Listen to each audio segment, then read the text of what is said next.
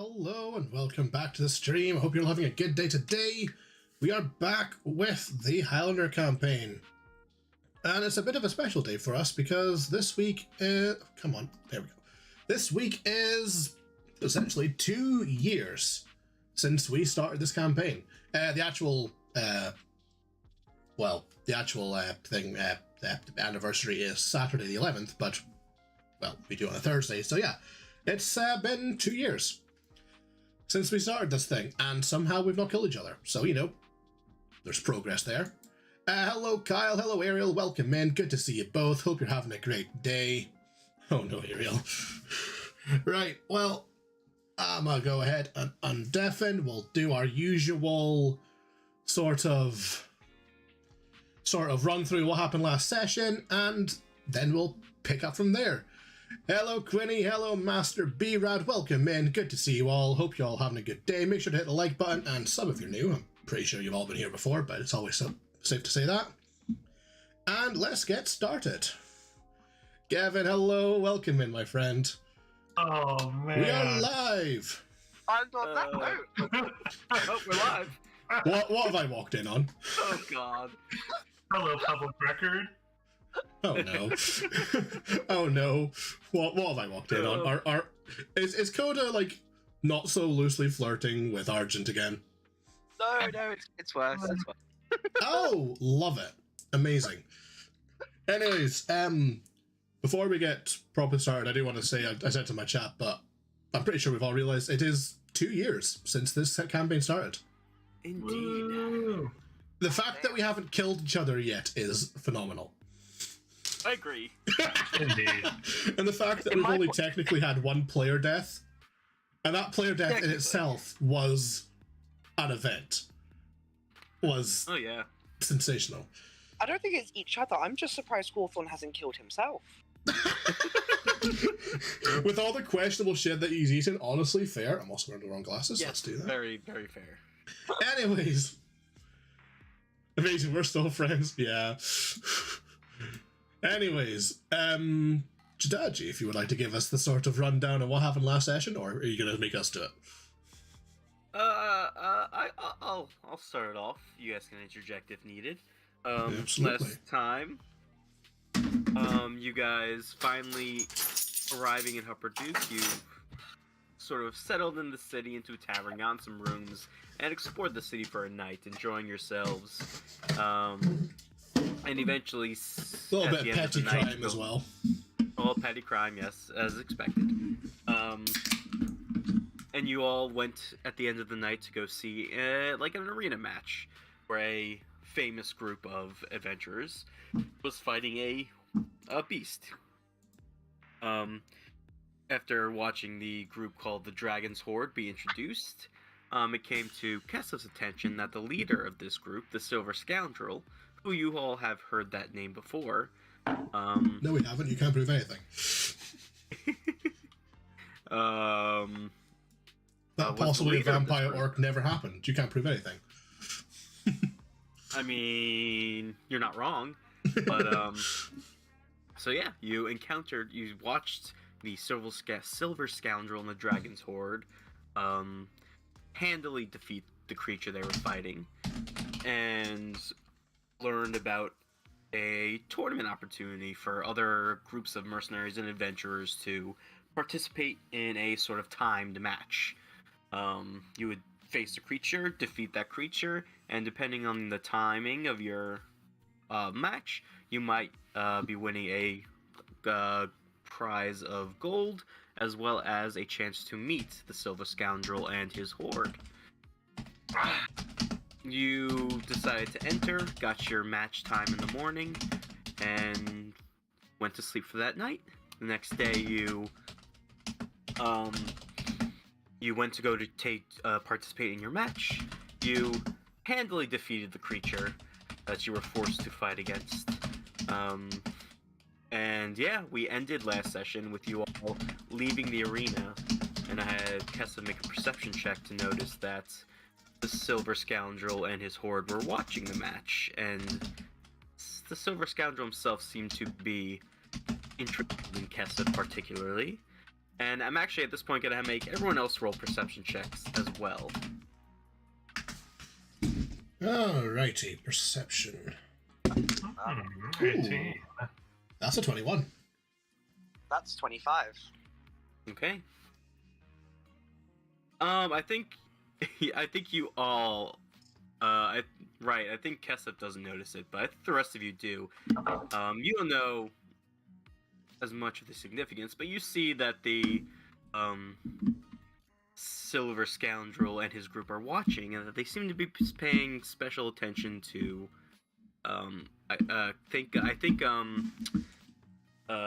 that you notice that the Silver Scoundrel seems to be paying attention to Kessup particularly. And I think, Coda, you're the only one who notices, and this just briefly. You notice someone leaving the match, but all you see is a cloak, as they sort of disappear into one of the exits of the arena stands. But that's it. Was that exit near where the Dragon's Horde were seated? No, it was almost on the opposite side of the arena. Huh.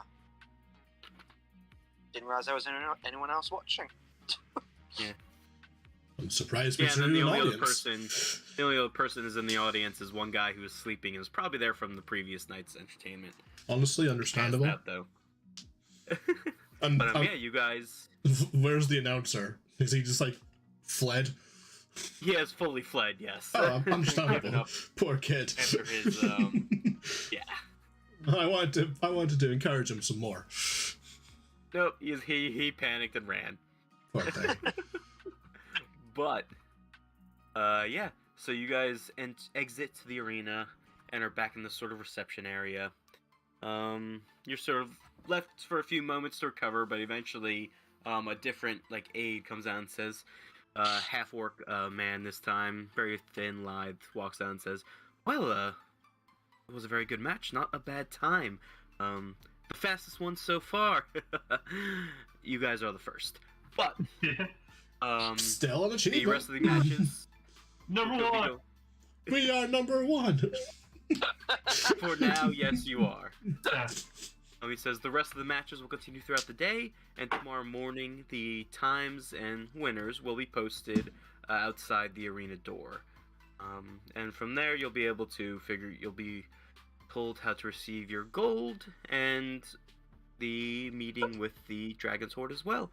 But you are all free to enjoy the rest of your day in Hupperduke. He sort of nods, you guys know the exit, and he sort of disappears back into the arena. As we start to walk off, you'd actually have Coda lightly strumming with his lute. In fact, playing the melody to "We Are Number One." For God's sakes. God Amazing. fucking damn it. Dun, dun, dun, dun, dun, dun, dun. But yeah, you guys are free. You guys have, as far as you know, the rest of the day to yourselves. If there's anything you'd like to do, and I think I'll say this, depending on the characters yourselves and the players, how you guys feel, but seeing as this is really the only pressing matter you guys have at the moment, and unless any characters feel that they need to proceed on their journey faster, we'll probably be taking a week or two of downtime, because you're waiting on the magic item to be made, which will take about a week and a half, I said. So yeah, and this gives you guys time to, we might do it, instead of playing each day after tomorrow, I'll probably just say alright, what do you guys get going over the next week, or week and a half?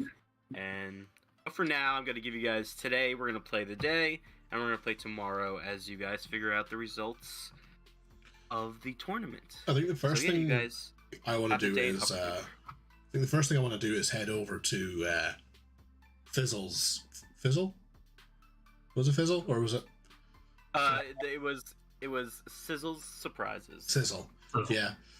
Oh. No, it Here we was. go again. Oh God. Sizzle, Fizzle, McDizzle, whatever his name not was. so I want to head much. over to his shop and try and get him in a less manic state than he was when we gave him the Displacer Beast pad, and see if I can kind of work out price and stuff. Yeah. Because when we gave him the thing, he just kind of disappeared. Yeah. Well, I guess the He- first thing I'd want to do, sorry, as we walked out, is since we all noticed it, go like genuinely bring it up, being like, why were they so obsessed with you, Kesov? Don't know if anyone else noticed that, but like, You Yeah. made a good impression. Do you think it's maybe there's not many Dragonborn around here or something? Because I don't think we've seen many Dragonborn in our travels. I mean, I guess, but like, why would they, like, that shouldn't really be amazing to them because they've got Dragonborn and like they're all what? There's like a half thing. They've got a Ganassi. Pretty sure Ganassis are a bit rarer. True. So Yeah. I don't that. Also, did technically the dragon that we faced like show up as Dragonborn? Or Oh yeah, there was the Dragonborn. Dragonborn? The Dragonborn lady was in Shady Creek as well that we did a job for. Oh yeah, I was thinking about the dragon we almost killed. That was different. I'm still salty we never got a chance to finish him off. I remember. So close. Didn't that dragon shop as an elf at one point? Oh, Yeah, it was an what elven about- man. And, yeah, he polymorphed into an elven man and then absconded with Kesov. Yeah, I thought he showed up as Dragonborn No. for whatever reason. My memory betrays me. So obviously, I know Kesev's just said that like probably not the most convincing shrug. That tried to be like I mean, not really lying. Would that be like a deception / insight thing we could maybe do? I mean, yeah, it's pretty. I think it's pretty non-committal. So, if you want to give an insight check, and Kesef can give you a quick deception check.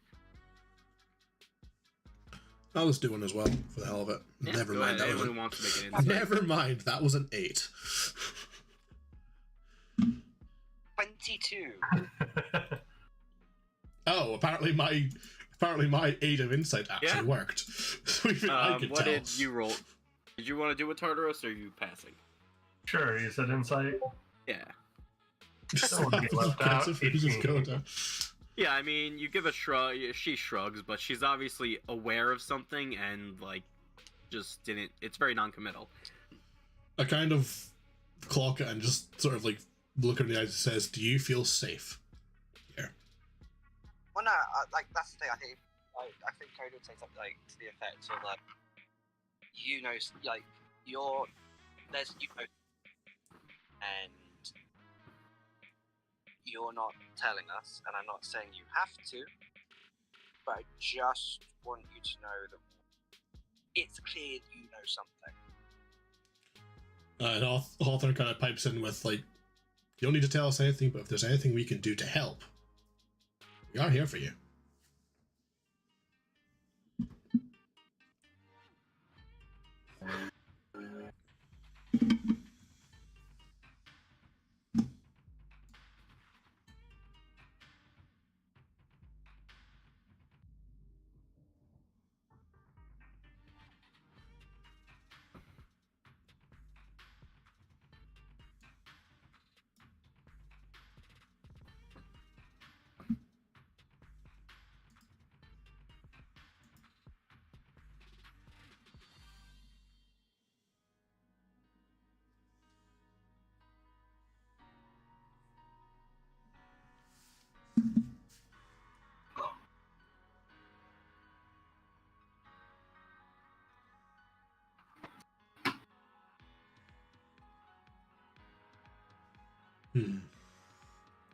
I think Hawthorne would kind of sort of sit there for a moment and go, "Right.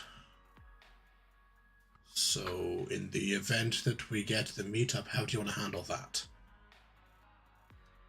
Do you want 2 of us to go and 2 of us stay behind, or..."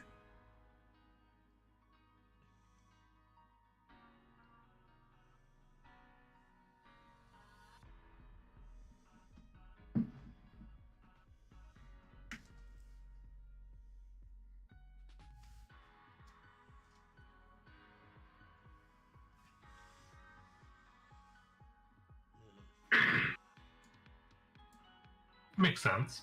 Yeah, that could work. that.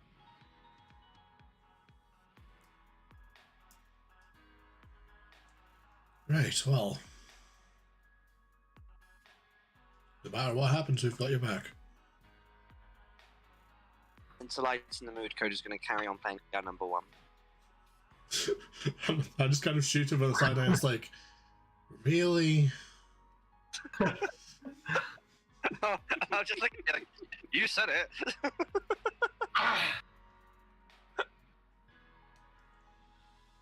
So yeah, I wonder if we do end up meeting up with them. Do they tell them that, or do we tell the Silver Shroud that we set an undead lich guy against, after? I feel like the last thing we tell them is that we release some evil bad guy that is either A, out to get them, or B, is out to get them because they put him in the box to begin with, as a hypothetical. Oh, we shouldn't even warn him. Warn him about what? Nothing happened. I was gonna say this requires Coda to make the mental connection between Silver Scoundrel and that dark guy we released, and I don't think Coda's got that mental fortitude. It's just kind of that's a cool name. Yeah, I'd just be like, that sounds familiar. I think Hawthorne's smart enough to make the link. He's probably not wise enough to actually think I should probably warn him. He's just like, oh, so you're the Silver Sandra. Cool. I've heard about you.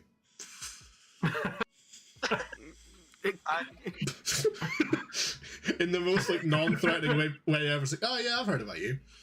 Yeah. Just travelers on the road and shit.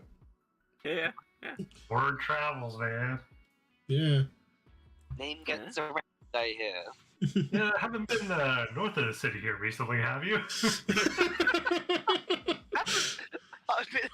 You go to him like, you don't. I like the idea that we took the chains from the box. So just be like, do you recognize these? Hawthorne just starts pulling the busted padlock out of the bag. Oh, do you remember this? You have this signpost that says leave whatever it is buried. It's like if we got a hobby of digging and planting things underground. As I've said, Hawthorne's intelligent enough to be able to make the link between, oh, this is an icon of the goddess of death, and this thing says, do not open. But he's not wise enough to think, maybe I shouldn't open this. Yeah, I was curious. I want to know what was in there. At the time. There was something thumping. I thought it could have been important. I just like the idea of subtly, but in the least subtle way, trying to let him know this thing's released without ever actually saying it. And the moments being like, "You let it out," and being like, "Whoa, whoa, whoa, whoa, whoa!" We never said such things. It's incredibly unclear. Oh my god. Instructions are cleared. Release the demon lord, that undead person that's coming after you. Be like, whoa, you're putting words in my mouth there. Asking if you like it. I think Coda wants something else. I mean, anyway. Anyway. So yes. I think we're gonna head over to Sizzles. Yeah. So this is a percentile roll to see. There's a percentage chance to figure out whether Sizzle is in a crafting frenzy or not. So please, Hawthorne, give me a percentile roll. D100, isn't it? Yep, D100. Right. Let me get the beast out. I'm saying. Ta-da! Well, it means absolutely nothing. I decided to roll my ducky dice. 58. 58. All right. The Jawbreaker. This thing's a beast. All right. Turn tits. You walk into the shop, and once again, it is mostly empty, as you can tell. You enter the shop, enter through the door, look around, and you don't see Sizzle right away. And once more, you hear some noises coming from the back. Hello? Yeah. Anyone there? Oh yes. Oh, hold on. 1 second. One second. There's just a gout of smoke from the back. He stumbles out and says, "Whew." He covered in like soot. Says, I think it's time for a break. Oh, yes. I'm still working on it. It's working well. Things are happening. Perfect. Glad to hear There's it. something else you needed. Can I help you with anything? I just wanted to. When I gave you the item, you kind of just took off in a frenzy, which understandable. You're more than welcome. You're more than entitled to be excited. But I never got a chance to talk about cost or payment or anything with you. Right, that happens sometimes.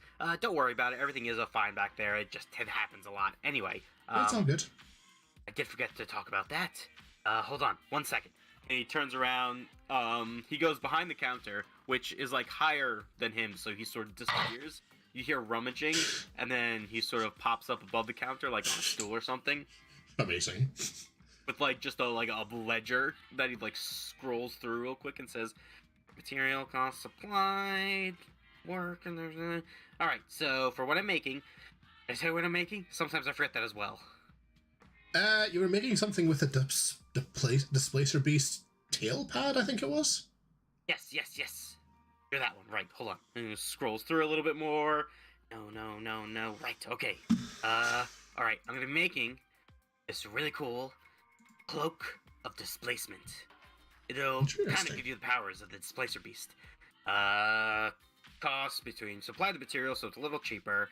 Total comes to about 200 gold pieces, minus the cost of the materials, because you supplied those. So 200 gold pieces. Sounds good. Do you want payment on collection? That okay with you? Yes, that works for me. Brilliant. I just wanted to go over that, but I really appreciate your time. Of course. Was there anything else? No, don't think so. Not off the top of my head. I think that was the only thing we really needed to cover with you, but I appreciate it. I kind of glanced around the sparks, like, unless anyone else has anything they want to commission? I mean, I remember we talked about like trying to get a couple magical items, but like, not enough money. Fairly expensive, yes. I kind of like give Coda a sort of like sly wing. It's like, don't worry, I've got a bit of cash spare if you want to get something. I couldn't even think about what to get. That's What would be good for what would be good for Coda right now? The only thing the Hawthorne really needs is like better armor to bump the armor class up from a 15. That's the thing, like, because I've got studded leather armor, being like, yeah, obviously the main things that would benefit, like, physically like that would be either, like, I guess a magical weapon or a magical armor or just improved armor or anything, but I know that goes to more close to, like, 1,000 gold. Yeah, can be. So I'm like, I think I'm just, for the time being, content with what I have, I think. So I'm just looking through my inventory, I don't think I've got anything like that I could give as like a, hey, make something from this. Unless it's made with a pair of manacles. I have manacles with me. I don't think anything fun can be made with that though.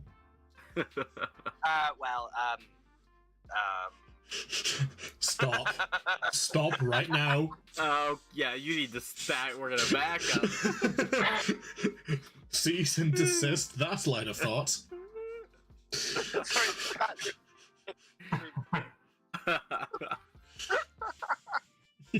God damn it. Anyway.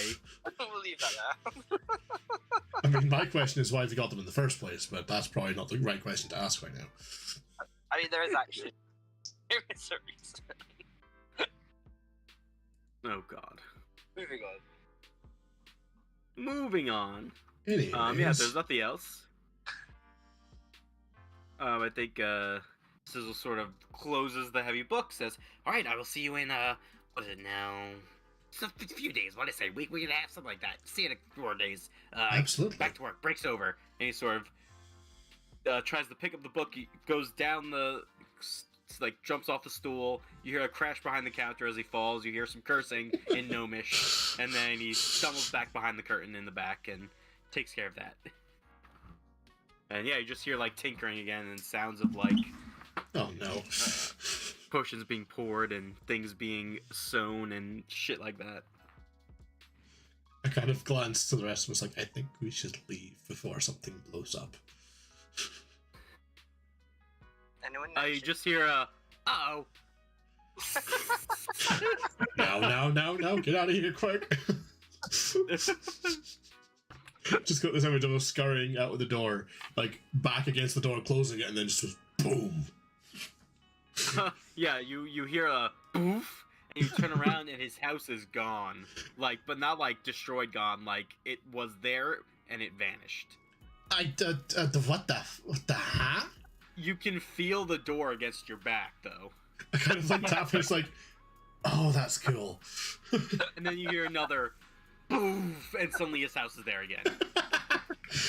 I kind of like cut my head sideways. I was like, oh, that's really weird. Anyways, Do it again. When his house disappeared, when like was that like the literally the building we were in disappeared? Like, Yeah, pretty much. Could we see the rest of Hopperduck? And then just boom, back in the. But yeah, no, you saw like the house, the back of the house from the other side. That's in the other street for a second, and then back again. Mad.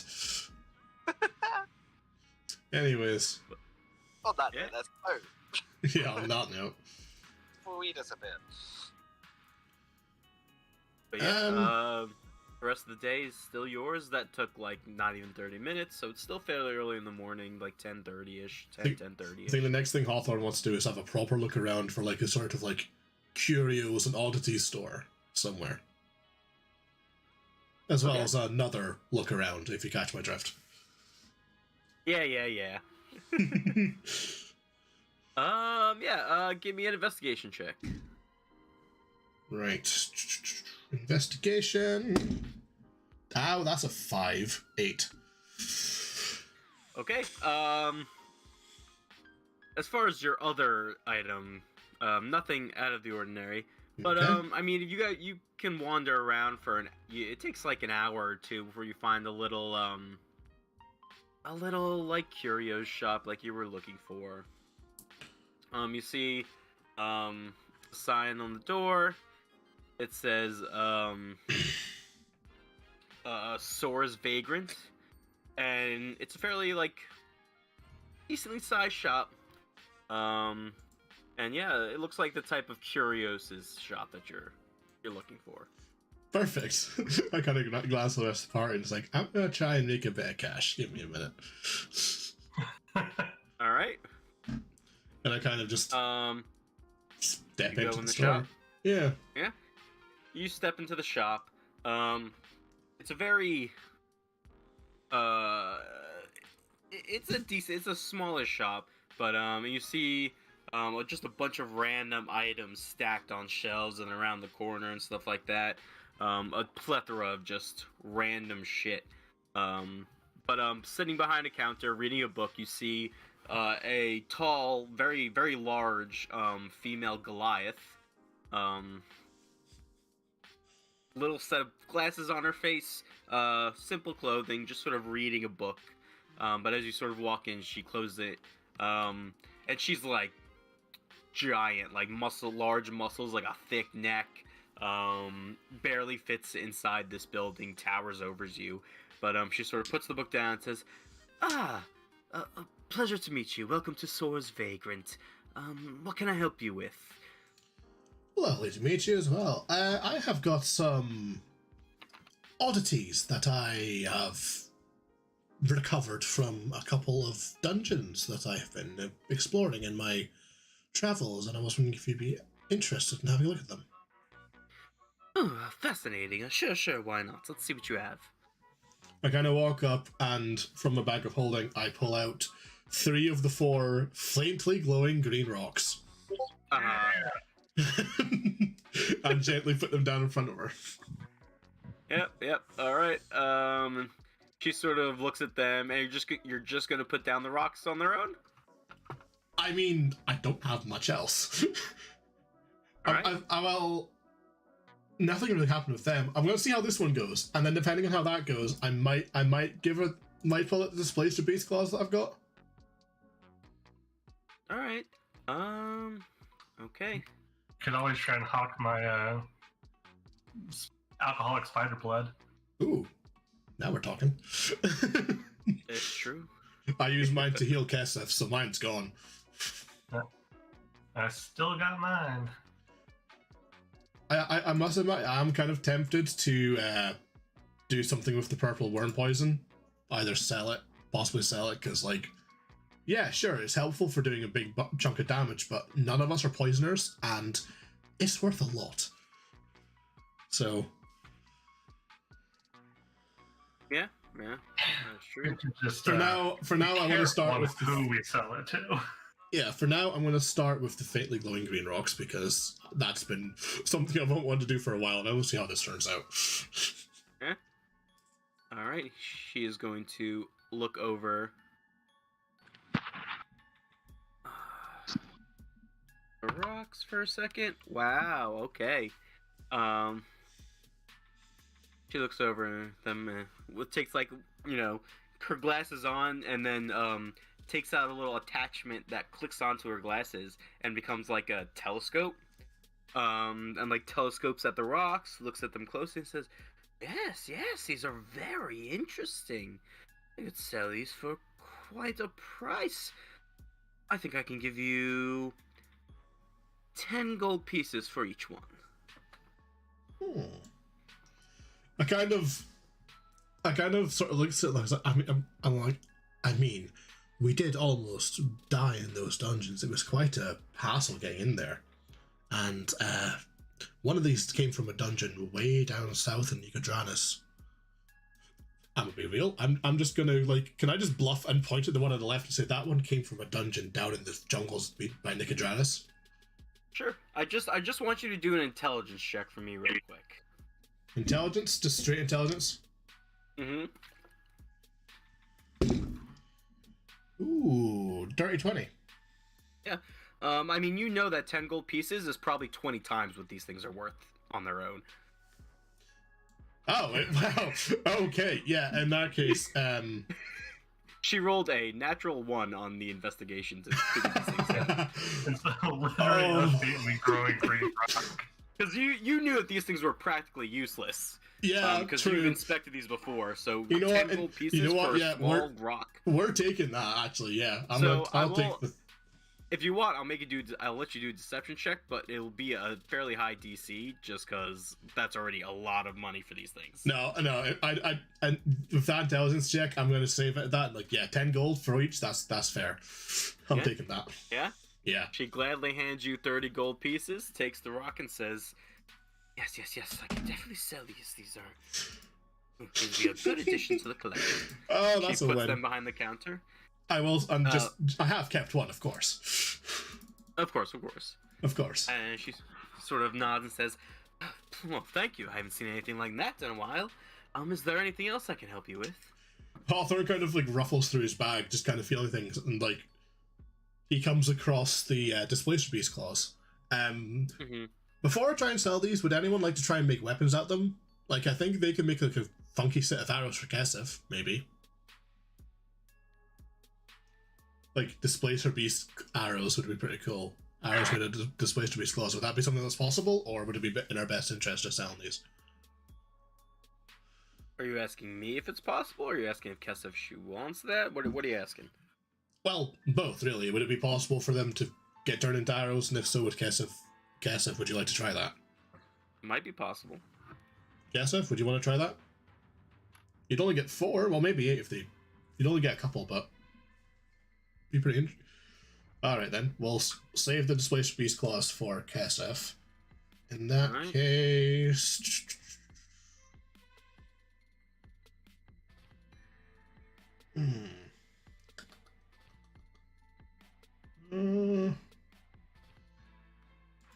I kind of... Kesef, are you wanting to keep the purple worm poison, or should we sell it so we've got a bit of gold to play with? Try and get ourselves a bit more geared up.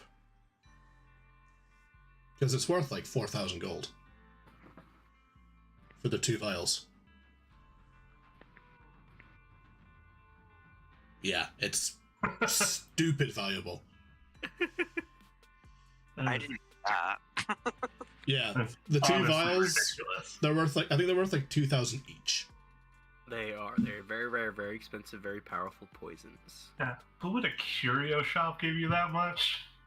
The Hawthorne, you know that you were not getting money for those things from here. You know that easily. Yeah. More Sell likely one to vial and use the other skew for a weapon? crap out of her. You could, but they are a one-time deal for the vials. So it's like you do on one arrow, and if the arrow misses, you're kind of screwed. Only got one shot. Yeah, it's literally like you apply to one arrow and that's it. I take both then. I mean, if you want to. I was just thinking 4,000 gold could get us set up some better armor and better gear. Stuff like that. Probably gets a little bit of healing potion kind of stuff.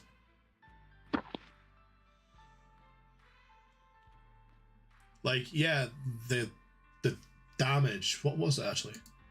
It's 12d6 from the purple worm poison in terms of damage. Mm-hmm. But getting them sold would probably be the better deal for us at this very moment in time. Other than that, I don't think I have anything else that I really want to sell. I don't want to sell any of my... Huh. You know what? Yes. Might be a bad decision, but I'm kind of looking at that green chromatic rose that I've got. Mm-hmm. Might be worth seeing if she'd be interested in that, because it's just a magical item. This seems like the kind of store to sell that at.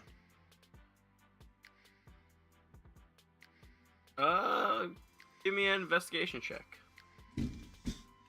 Investigation. 11. You look around. This is it's very like curio shop. Like you don't think there are any magical items in here at all. You're not sure how much money you'd be willing to get, or she'd be willing to pay for something magical. True. Fair point. She also probably doesn't have a super large amount of money to spend on expensive magical things. Well, just based on looking around. In that case, I might turn to her. It's like, I haven't really got much else that I'd be interested in. I haven't really got much else that I think would be of value to you, unfortunately, I'm afraid. But I really appreciate you taking those off my hands. Anytime. And if you're ever back in town after some adventuring, feel free to stop by with some new interesting things for me to buy. Absolutely, will do. And with a smile and a nod, I kind of turn and walk out of the shop. There you go. The second I get out of the shop, I just go... Jesus. I cannot believe I got 30 gold out of that. I think when we leave that place, because I think what I'd like to think is like in this time you sort of might have noticed Coda. He would be actually a bit quieter because he's sort of thinking about something before he goes. I'm gonna catch you guys later, and he's gonna just head off.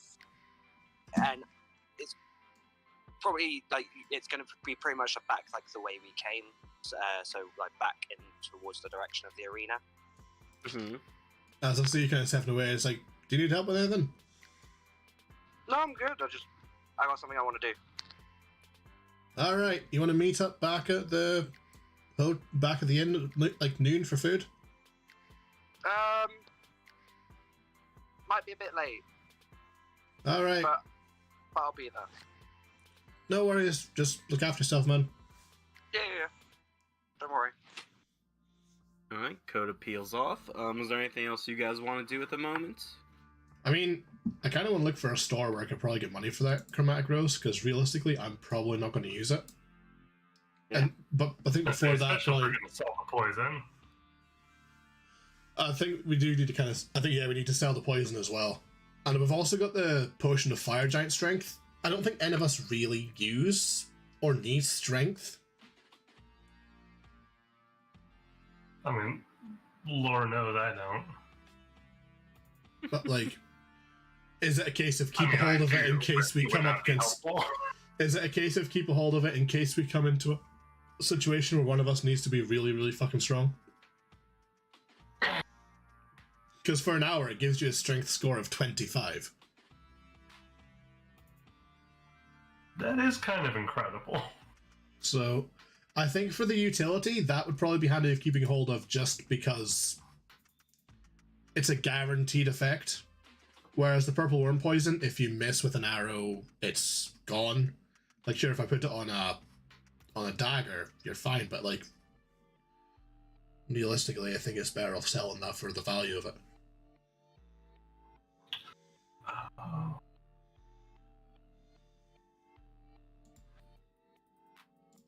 But I think first might be worth going and meeting Kessif's Arrow Lady, seeing if they can do anything with the Displacer Beast clause. Yeah, absolutely. But before I think before we do that, we'll take a quick jaunt over and we'll follow Kodo for a little bit. Absolutely. Kodo, what's your plan? What are you doing? So my sort of plan was to go to the arena and just ask about, see if they had any, like, because wanted to train something. If they had any training facility, like there. Yeah. You head back to the arena. You can actually hear that there's like combat going on, so you assume the other tournaments are happening, the other rounds of the tournament. But yeah, you go up. You're met by the same sort of younger half-orc, that sort of aide that helped you out before. And once you ask him the question, he says, "Oh yeah, we have some training rooms, the people to practice, that type of thing. They're kind of closed at the moment because of the whole tournament, but you come back probably 2 days from now. You'll be free to use them. It costs a copper piece to come in and stay for about an hour or so. But yeah, we're closed at the moment."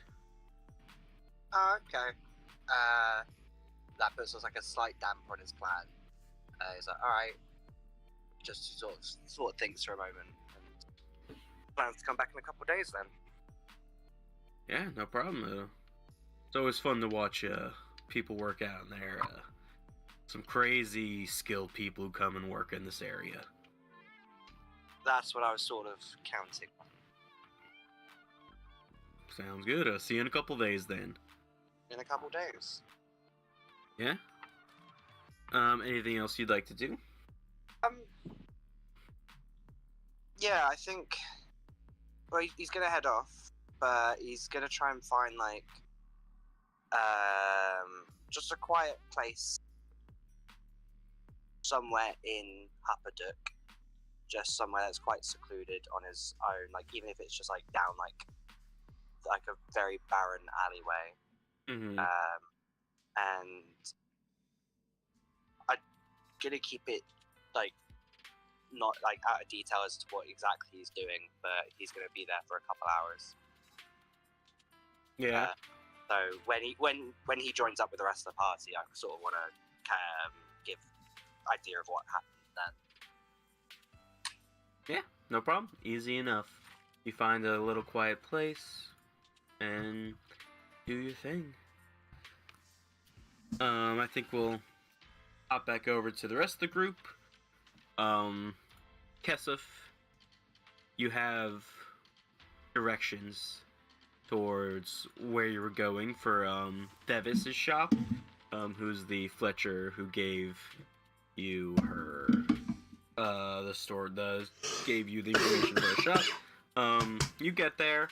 It's just a little sort of like a small little cabin with a sort of awning and a little outside working area where you see Devis, the gnome, just working on arrows, quickly moving through each one, making them skillfully. And yeah, if you'd like to step up and talk to her, is up to you.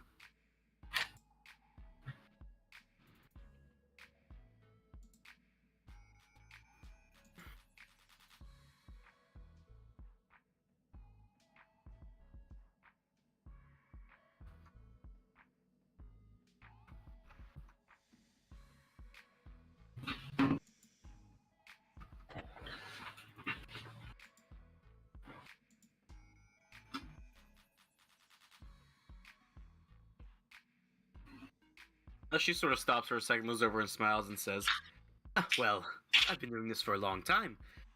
Appreciate the compliment, though. It's good to see you, the Dot Master. One of the best opponents I've ever had, I will say. But, please, I'm glad you came. Is there anything I can help you with? I've got plenty of arrows, bows, long bows, short bows, a few of those that I keep. But, yes, please. What can I help you with?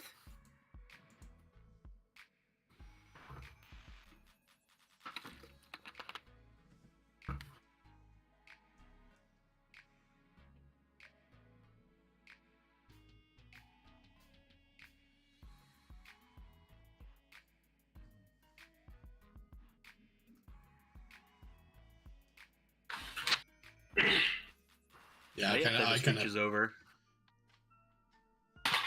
Yeah, they're claws. They're displacer beast claws, and for content, I've dug them out of a bag and passed them to Kesef when we got into the store. Just for continuity. Yeah, easy enough. She takes them, looks them over, and says, I see. A sense of some creature. Yes, I could do something with this. It would take time, and it would be on the pricey side, but it's definitely possible. With these, if you give me the material, it'd be a little less expensive. But,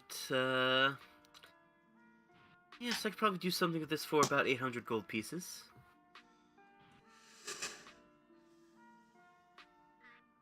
As I said, a little pricey, but, it would be worth it. I kind of give Kesef a nod, glance and a nod saying, like, we'll cover it. I'll help you cover it kind of style. Just once we sell the poison and possibly also the rose, we should be having a little bit of cash to cover this kind of stuff.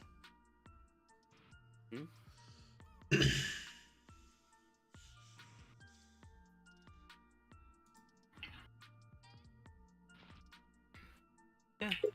I mean, if you say that out loud, Hawthorne, Thevils will nod and say, offer to pay, and so that, Thevils nods and says, well, it'll take me some time as well, maybe 2 weeks to get it together, but, yes, I believe I can make, with the 4 of these, I could make a single arrow, very powerful. It'll be something that's excellent at slaying creatures like this one, if that makes sense.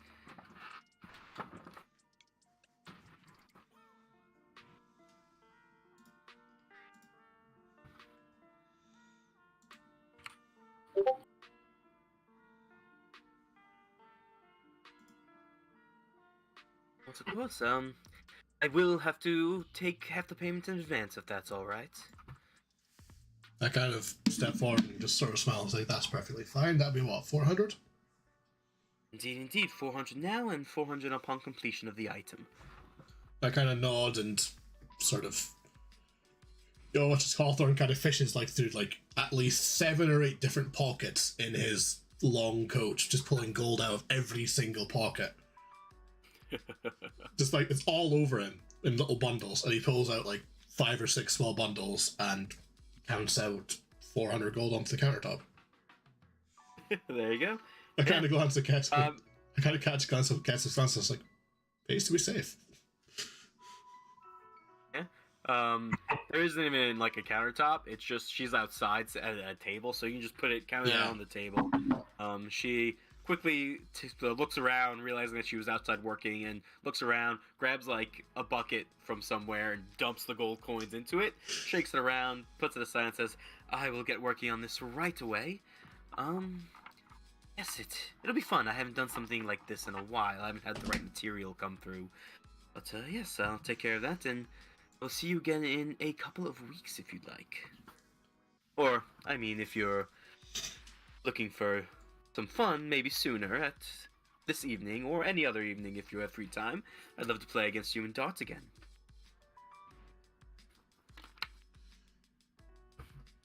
As they're talking, Hawthorne's kind of just absentmindedly fishing around in his bag of holding and comes across the old short bow that he had and kind of looks at the gnome and says, "Are you at all interested in buying archery equipment?" I could, yes. Anything in particular you're selling, or? I kind of shrug and just sort of say it's not much, and just pull out the old short bow out of my bag of holding and says, "Had this for a while, don't really use it anymore. Any interest to you?" Fair enough, fair enough. I'll take it off your hands. 20 gold pieces? Sound good? Sounds good, yeah, that works for me. Takes it off your hands. You get 20 gold pieces. Test it a little bit, make sure it's, at least partially kept well, seems fine. And yes, very well. Is there anything else I can help you and your friends with?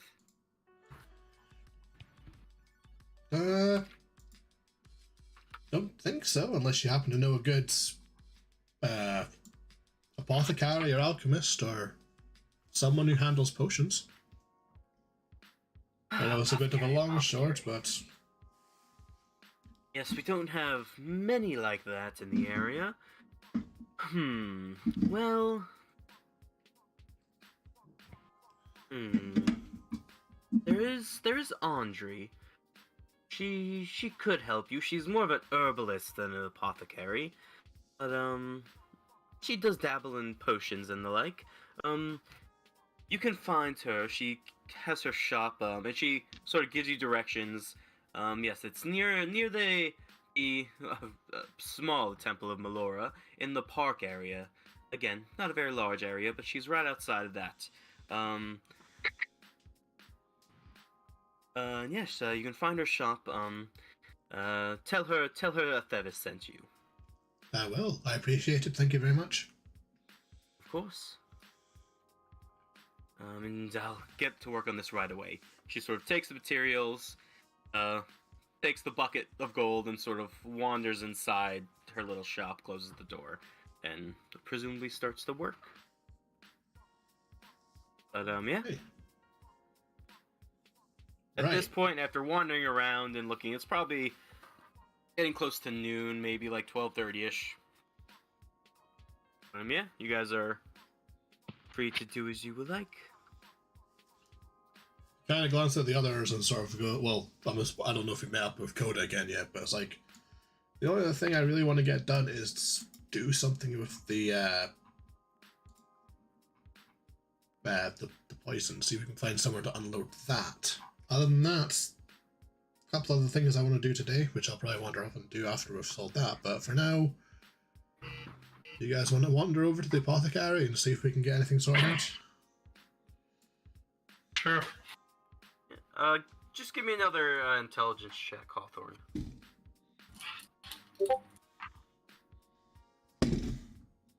Yikes, the dice are not pleasing me today. That's 11. Okay, that's fine. Yeah, carry on. What would you like to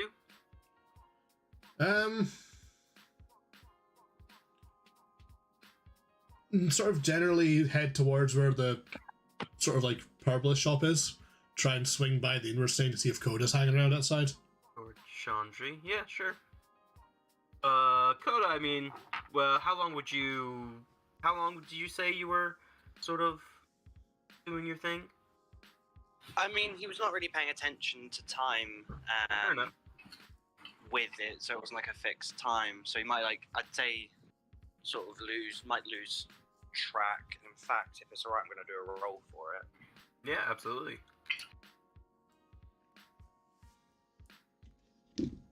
Ah, that was much higher than I expected. That's also the wrong dice. I want to do that. Okay. So yeah, he's probably just gone for like 1 hour or so.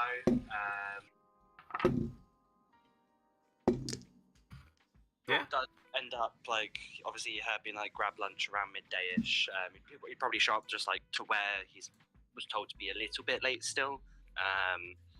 Only half an hour-ish later. So I don't know if the rest of the party had gone to where we planned to get lunch. Yeah, unless you guys have any objection, I think you would all meet up to grab at the tavern you guys have been staying at to grab lunch. You get to the Fizzing Wheel. It's still midday, so it's fairly empty. The dwarf Froga is behind the bar. sort of dozing a bit. But once you walk in, as long as, again, unless anyone has any objections, you all meet, you have a quick lunch, and you can all carry on from there. But you would notice sort of when Coda sort of walks through that he is sort of sliced up slightly. Like he's got, like, you can see his clothes are slightly got cuts in them, a couple minor bleeds. Like, it doesn't look like seriously hurt or anything, but you can see like there's like nips that weren't there before. Like maybe like a couple across like his hips, maybe one across a cheek, that sort of thing. I kind of give him a sort of side eye and just like, well, should I do an investigation check to see if I notice it? No, I think unless Coda disagrees, it's fairly obvious. Are you trying to hide it very well, Coda, or it's up to you? It's not really possible to hide because, like, Yeah, his clothes are sort of cut where they weren't before, and obviously you would have seen him where, like, that wasn't the case during the actual fight earlier.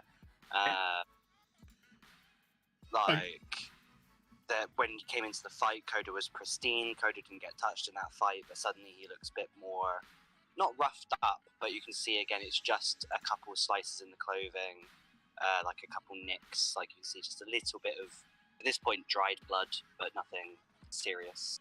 yeah, no roll necessary. I kind of give you a side eye and sort of like, yeah, right, man? Yeah. Like, nothing to worry about. Don't worry, it's all good. Do you want me to repair your clothes? If you could, yeah, go on. I kind of lean over and just kind of gently touch this, sort of put my hands around the cuts and cast mending on his clothes and repair all the cuts. Cast a few mendings, easily covers up the cuts, seals them back up, looking good as new. Gotcha. I look over at him, giving him a knowing wink, be like, what was their name?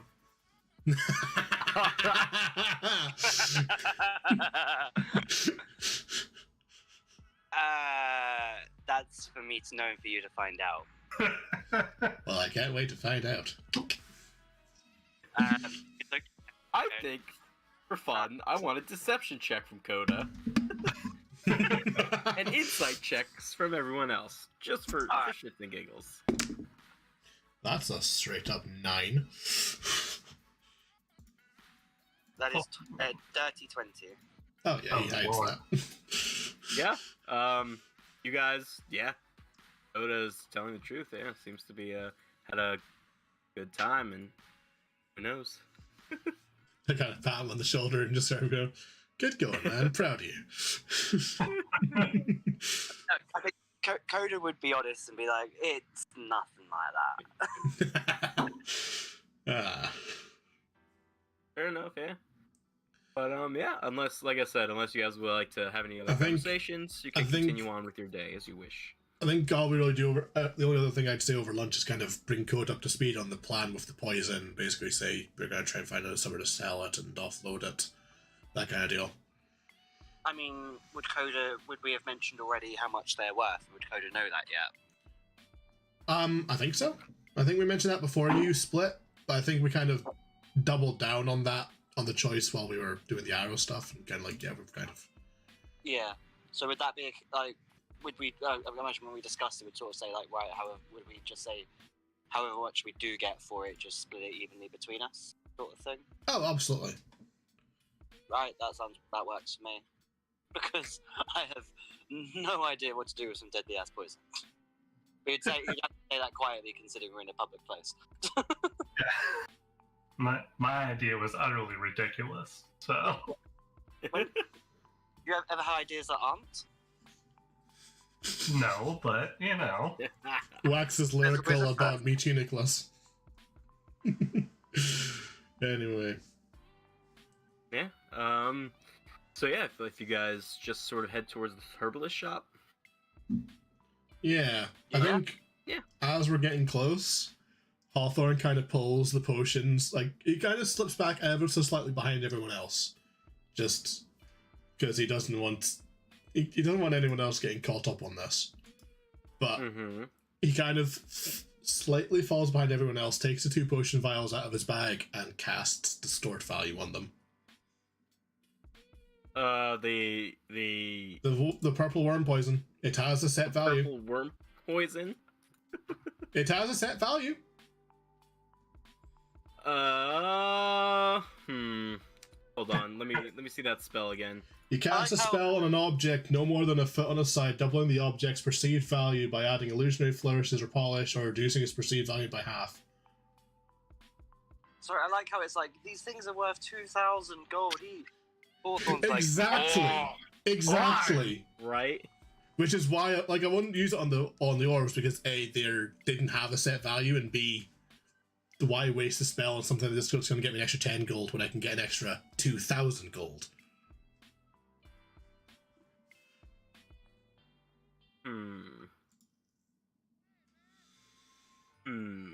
My only thing is, because it's a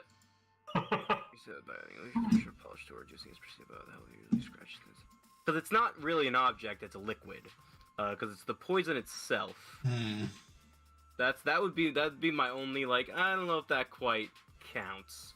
And especially the way the spell is worded, it adds illusionary flourishes or polish, and you can't really do that to a liquid of poison. Your call. That would be my only. Yeah, no, you're fine. If that's your call, that's fine with it. It was a complete gamble, to be fair. Yeah, I think the moment Jiraji had double the value, he was like, I am not giving them 8,000 gold. Fuck that. I appreciate In fairness, the attempt. they could see through with the DC 15 investigation check. Indeed. Anyway. Oh look, she rolled 20. What a surprise! Oh look, she's proficient in investigation. That's fun. While you guys are walking, I need a perception check from everybody, please. Alright. 24. 21. One. It's an investigation. No, perception, sorry. God, we are perceiving everything right now. 13. Well. Just like in real life, I was not paying attention. There's something poetic about that.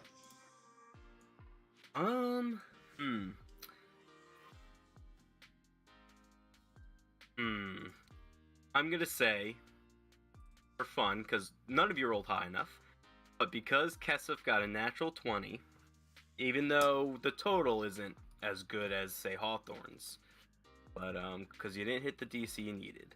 But I'll say, Kesef, you notice, just every once in a while, you see a flash of a cloak.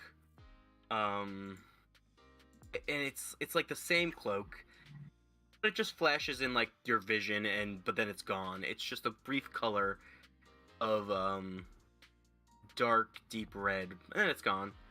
And that happens a few times as you guys walk. But that's it. It's almost that kind of thing where, like, you don't know if your mind's playing tricks on you or not.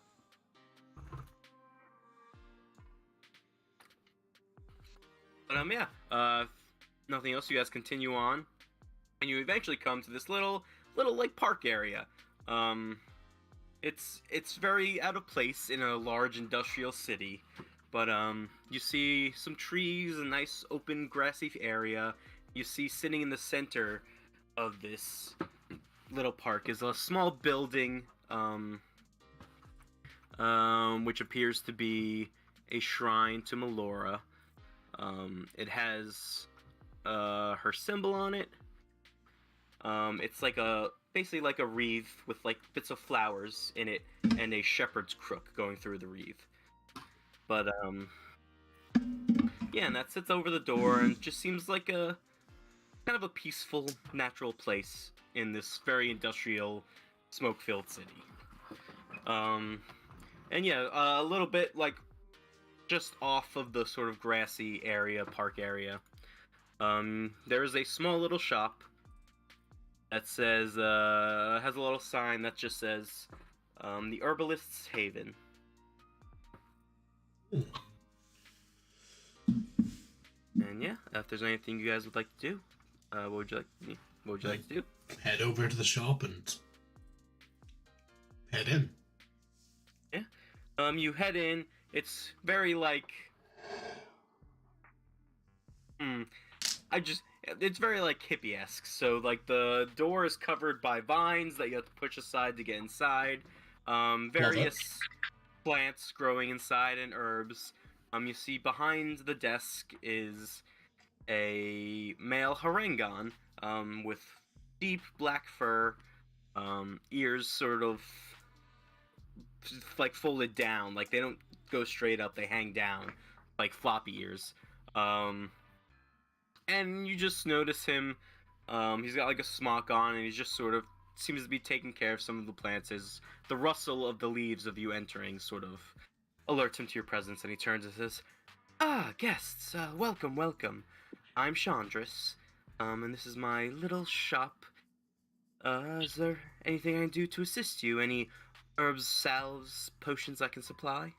Would we have seen Harangons before?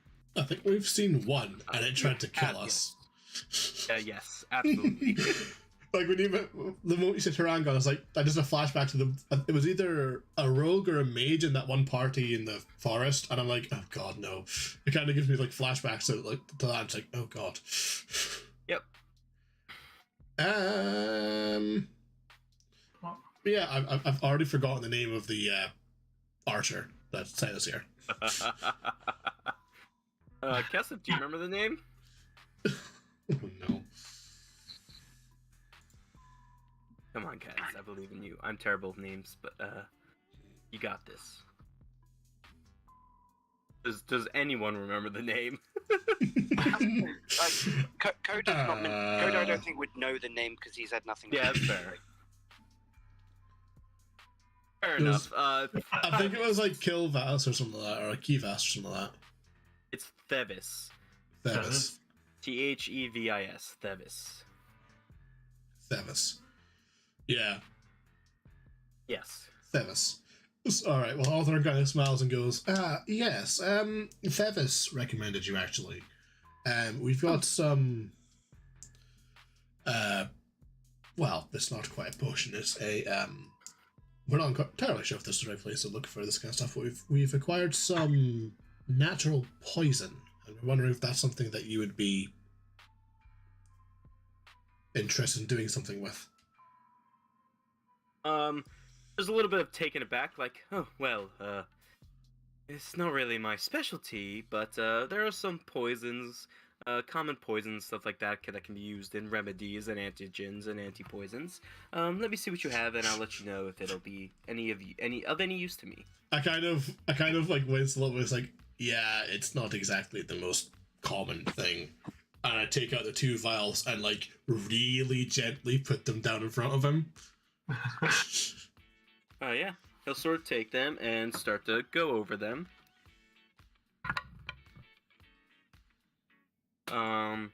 Opens it, sniffs it a little bit, closes it, puts them down. You see him take a little, almost like a reagent, drop something in. There's like a spark of like some reaction. He closes it again, puts it down. Eyes are wide, and if a furred rabbit can go, like black-haired rabbit can go pale,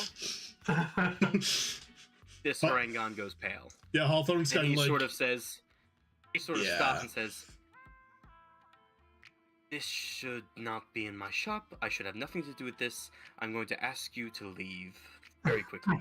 I completely understand. I appreciate it. We will leave. I completely understand. Out of interest, do you know somewhere where we could take this to get it sold? I do not partake in any activities that would require this, nor do I know anyone who partakes in any activities that would require anything of the sort. Please, I ask you all to leave. Hawthorne nods and says, I apologize. We will get out of here. Would it be insulting to say we'll get out of your hair? God damn it. I wasn't even thinking of it. I was just saying that. I was just like, yeah, don't worry, we'll get out of your hair. But I was like, oh god, is that insulting to a Harangon? You know what? Fuck it. I'm just going to say it without thinking, because Hawthorne wouldn't make the connection. It's like, yeah, no, we appreciate it. We understand. Don't worry, we'll get out of your hair. I mean, this Harangon's freaked out and just says, yes, please. Take care, have a wonderful day. And sort of starts to, like, usher all of you out. Yeah, Right. Hawthorne, something that maybe you didn't think about earlier. I mean, a powerful poison. This isn't something you can walk into a shop and sell. Right. I think we're In going to have to that find case, a very specific kind of customer for that. Yeah, this is I- something that Well, like it a would be very stall. difficult to might sell. have something. Indeed, you might. My background. Mm-hmm. You remember how how you let me homebrew it? Yep. Can I cash in on that? Let me see. My business connections, basically, is my idea. Yeah.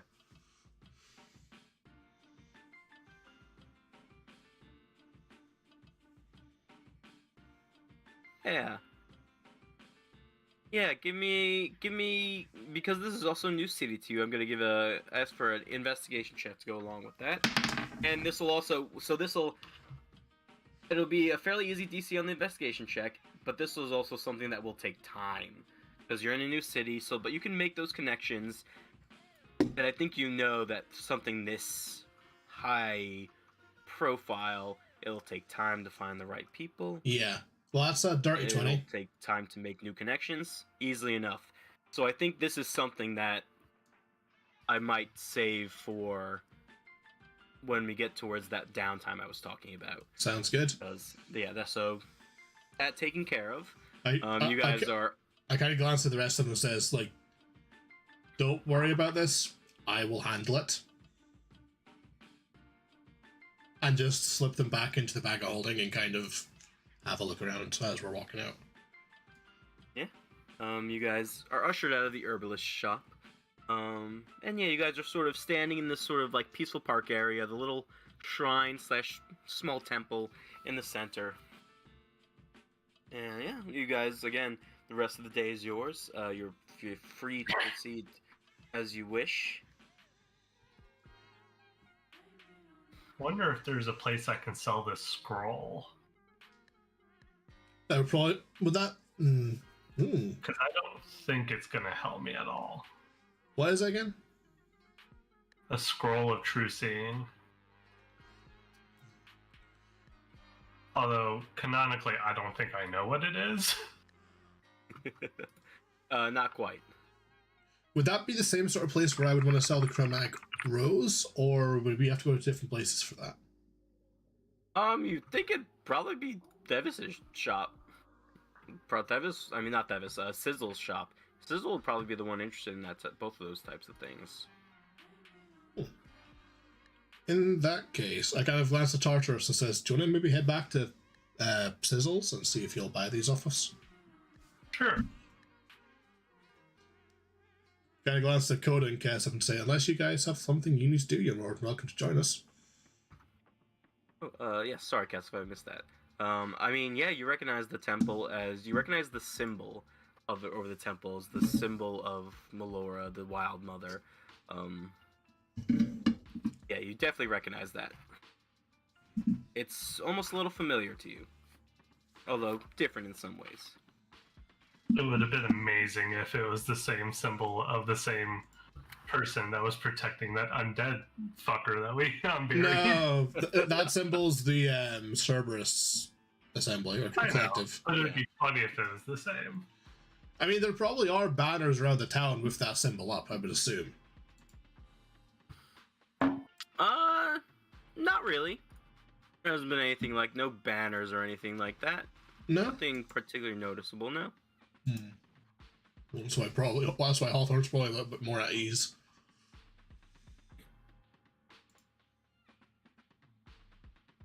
Okay, well... But, yeah, if there's anything, would you like to do anything, Kessup? Or are you thinking about going in, or just gonna note that in? Yeah, give me... I'll say give me a history check with advantage.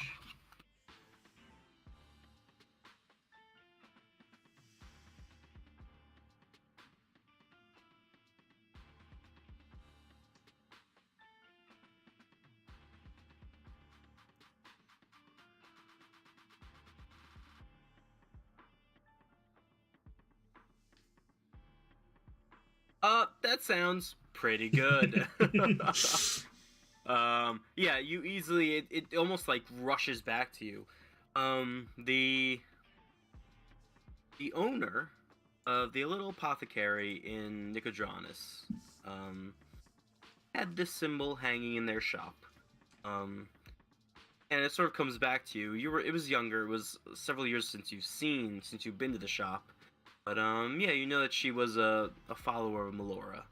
And she practiced healing arts and learned from, through the teachings of Melora and the Wild Mother.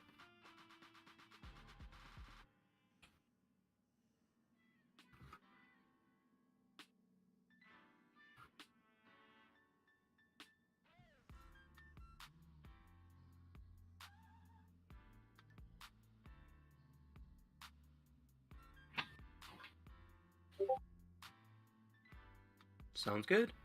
Yeah, you guys head back to Sizzles then? Yeah. Yeah. Alright, give me another percentile die roll. Oh god. Let me. Actually, Ipper, do you want to do this one? Sure. Use Ducky dice. use the ducky dice. In its first use. Saves me getting the jawbreaker out. Oh, goodness. Is this stuck in it? Oh, it was almost a 1, but it was 56. 56? It looked like it was landing on 1, then it just at the last second rolled over to 56. Jeez, that's wild. But yeah. No way. The house is there. It seems to be in looking as normal as this shop does. And yeah, you guys can enter. And it's almost eerily quiet as you guys enter this time around, a few hours after later in the day. That's not good. It's quiet. But yeah, what would you like to do? I kind of walk up to the counter and kind of gently knock on the counter and just go, Sizzle, you here, buddy? Popping up from behind the counter on the ground, startling you a little bit. Says, yes, yes, what? I didn't fall asleep. What? No. Hello. You're back. Oh, Christ, hello, yes, hi. Has it been a week and a half already? I haven't finished the cloak yet. I'm sorry. Give me some more. I just need a little more time. The temptation to run like a deception check and go, yeah, it's been like 2 weeks, man. Come on. Can you like give us some money off for the inconvenience? Don't even. Don't. No, I won't. I kind of look at him. He's like, no, you're fine. It's still the same day since we saw you before. If he starts, Keslev says, yes, I'm fine. It's the same day. Oh, okay, good. Are you back? We've actually got some magical items that, well, I would like you to have a look at and see if you'd be interested in buying. Hi. It's possible. Please show me. What do you have? From, like, the sort of, like, top pocket of his jacket, like, the rose is already on display. Like, because it's always on display at the top of his jacket. Hawthorne kind of gently pulls out of, like, the lapel pocket and puts it down in front of him. It's like, I woke up and this was just kind of, like, laying on my chest one morning. Is it of any interest to you? Interesting. Yes. He sort of picks it up, and you see sort of Holy always goes to pick it up and says, like, may I? Yeah, go for it. It's never seemed that gentle or that fragile. Yes. He takes it, and you see he definitely makes some motions and casts a spell. He casts Identify on it. Looks it over and says, yes. Interesting. You said he just appeared on you. Marvelous. Yes. Oh. Yes, well, I could take this off your hands. Yes, I could probably sell this for quite a bit of a markup. Yes. 300 gold pieces. 300? Yes.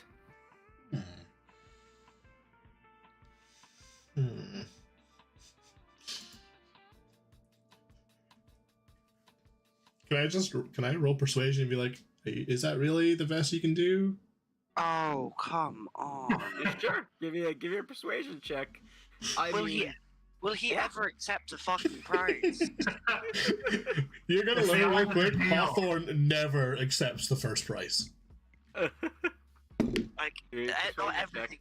Not everything has to be a haggle. My God. 301. So that's a 16 plus 7, 23. Oh. He sort of just stops next to you and says, "Well, fine. I suppose I could go up to 325. You are customers of mine. I'm making something for you. Do you a little favor. 325, final offer." Deal. I'll take it. You can get rid of your chromatic rose, and you gain 325 gold pieces. Hey, Sizzle. Yes. You're not gonna believe this. I also happen to have the exact same item. Would you be interested in buying another? He sort of looks at the one he has and says, "Oh, maybe if I sell this one and it sells well and you come back in a future date, maybe we can talk, but I believe I'm good for the one for now." Okay. What are you gonna tell me? That one also appeared on your chest? I mean, Yeah. I'd be lying if I said it didn't. Interesting. In fact, I got it the same time as my dear friend here. It was weird. Same morning. Craziest. So strange. Right. You see him, like, look at the rose, sort of put it under the counter. Looks very confused and almost kind of suspicious, like, are they lying to me? But and then you see a thought going through his head, like, the rose is magical, like, it is. Checked it. It's a real thing. It's a real thing.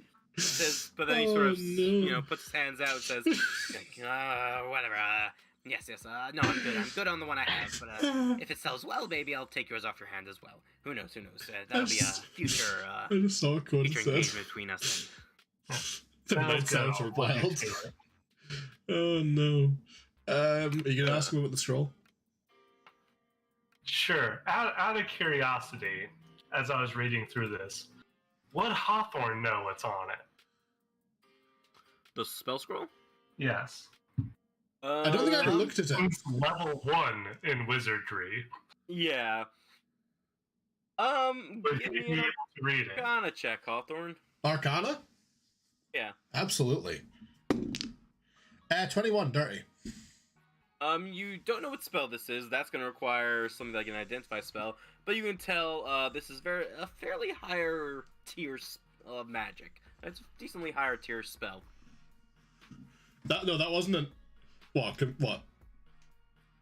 Well, it's the fact you said 30-21. I'm like, yeah, that's the only way to get a 21, right? I mean, yeah, that's right. He has a point. Okay, yeah, true. Those are dirty. Oh, yeah. I don't know why I said that. But yeah.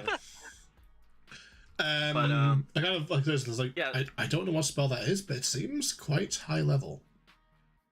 Cool. Good to know. Hey, Sizzle. Yes. I'll come back with the rose later on. I do have this scroll, though, if you would be interested in something of the sort. Possibly. Give it here. He sort of puts his hands out for it. If you let him, he takes it. Yep. Hand it over. You see he casts the same spell, identify again, and says, very nice. This is a scroll of true seeing. It gives you the ability to see through illusions, invisibility, and other magical effects of that type for I believe it's an hour, off the top of my head. I'll have to double check the spell. But, hold on. Yes, for an hour. Hawthorne kind of squints at it. It's like, evil piece of kit. This is a fairly high tier of magic. I believe it's of the 6th tier.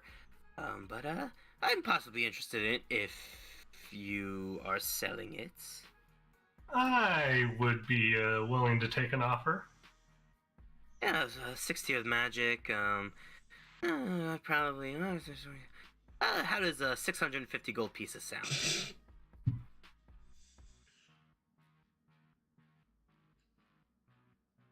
What's it gonna be, if Okay.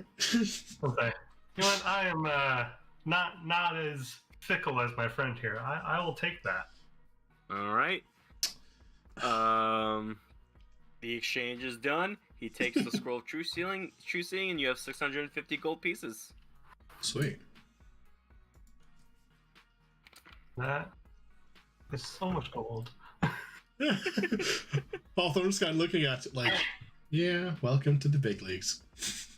Yeah, out of curiosity, Sizzle, Yes. your friend, you wouldn't happen to have any decently priced, quite expensive, similar in value to that scroll there, items that have any engravings on it? Would you? Are you looking for any type of engravings, and is this for anything specifically? Oh, I mean, with my friend here, I'm kind of really curious about dragons. Ooh, fascinating, fascinating. Oh, well, let me see, is this, are you looking for is you looking for a magical item? Are you looking for a spell, a spell component, something of the sort? Anything specifically, or just, something engraved with a dragon? You could say it would be used in a spell. A spell component. I have several of different kinds of spell components. Let me see what I have. And he sort of goes into the back. And I'm gonna do a roll for this. But you've come to a fairly appropriate shop, so the DC is gonna be relatively low.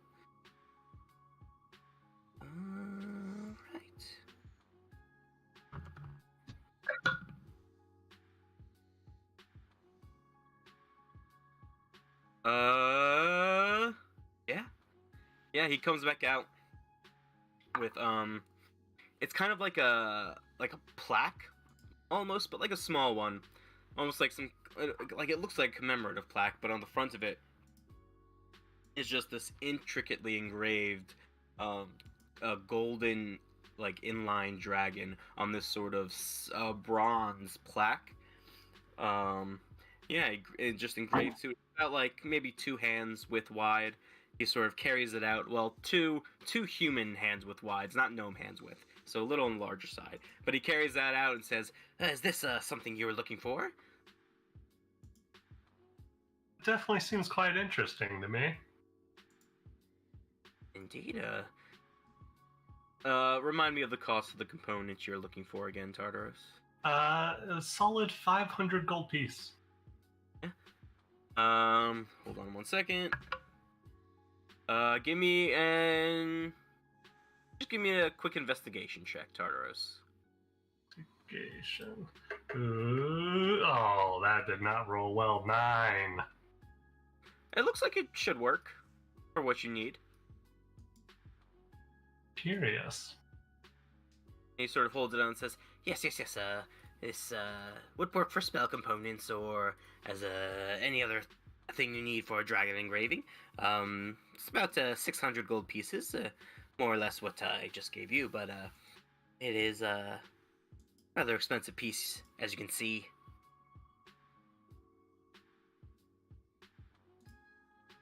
And he just sort of looks at you, offering it like, what do you think?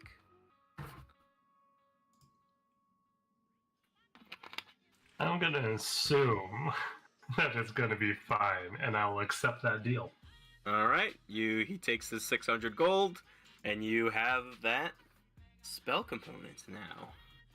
Ooh. Is it just something I know I have? I don't need to add it to my inventory or anything? Yeah, so you'll add it to your you can add it to your inventory just to keep track of it. I believe the spell doesn't consume it, does it? No. Yeah, so I sure as hell hope not. I'm pretty sure I hope not. Previously. Yeah, that's an expensive thing to consume. Well, the spell is amazing. It's not 500 amazing. But yeah, you can add that to your inventory, and just to remind you that you have that component. But yeah, Sizzle sort of claps his hand and says, "Business is booming today. Is there anything else I can help with you?" Wheeling and dealing. Sort of looks to you and the rest of the group as well. I'm currently checking my spells to see if there's anything I could do with. I don't think if there's. I think that's everything I could possibly think of. That came together wondrously. I kind of look at him. It's like on the subject of dragons. You wouldn't happen to have any dragon skills, would you? Specifically, a red dragon scale. Let me see. I occasionally have adventurers coming through with dragon scales, and I'll buy what I can. Sometimes I do, sometimes I don't. We'll see. Let me see what I have.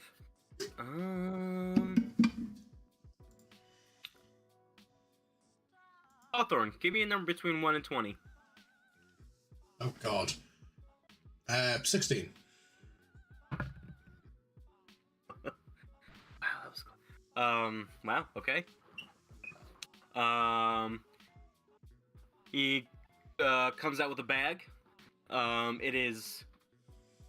It's not a bag, it's like a sack, and he is dragging the sack because it is about as big as he is. Oh God. He's sort of very struggling, picks the sack up, puts it on the counter. It is a Thud. very heavy sack on this counter. There's a thud, and you sort of open it up, and you see fairly you see stacked neatly are 4 dragon scales, one of which is red. The others are blue, gold, and green. Not green, black. I kind of smile and say, perfect. How much for the red one? Oh, red dragon scale. This is from, I believe, an adult red dragon. Costs you a little more as the age of the dragon, a little harder to kill, that type of thing. I'd probably get to you for about 150 gold pieces. Deal. There you go. Takes it out, hands it to you, takes his gold.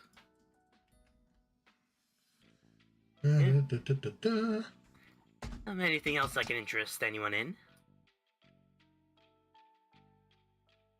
I really should get back to working on your item as well as a few others. I didn't fall asleep. I'm tired. So should I go to sleep? No, I guess, yeah. I gotta keep working. Is there anything else I can help you with?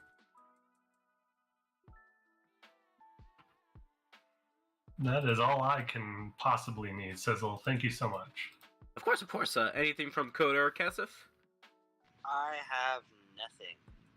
I literally just messaged Kessev in DMs being like, the entire time Coda and Kessev had just stood about in the store like how kids do when they're waiting for their parents to be done. Here's a question. Here's a fun question. Do you touch anything?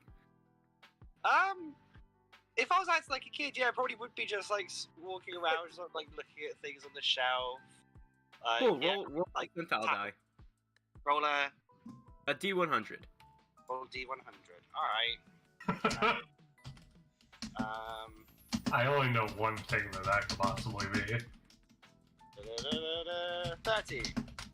Kessev, you rolled a 13 on a D100? Yeah. Okay. Oh, Kessev, God. would you touch anything or would you just look? Is 13 a bad thing? I mean, 13 on a D100 is very, very low, but we'll see what happens.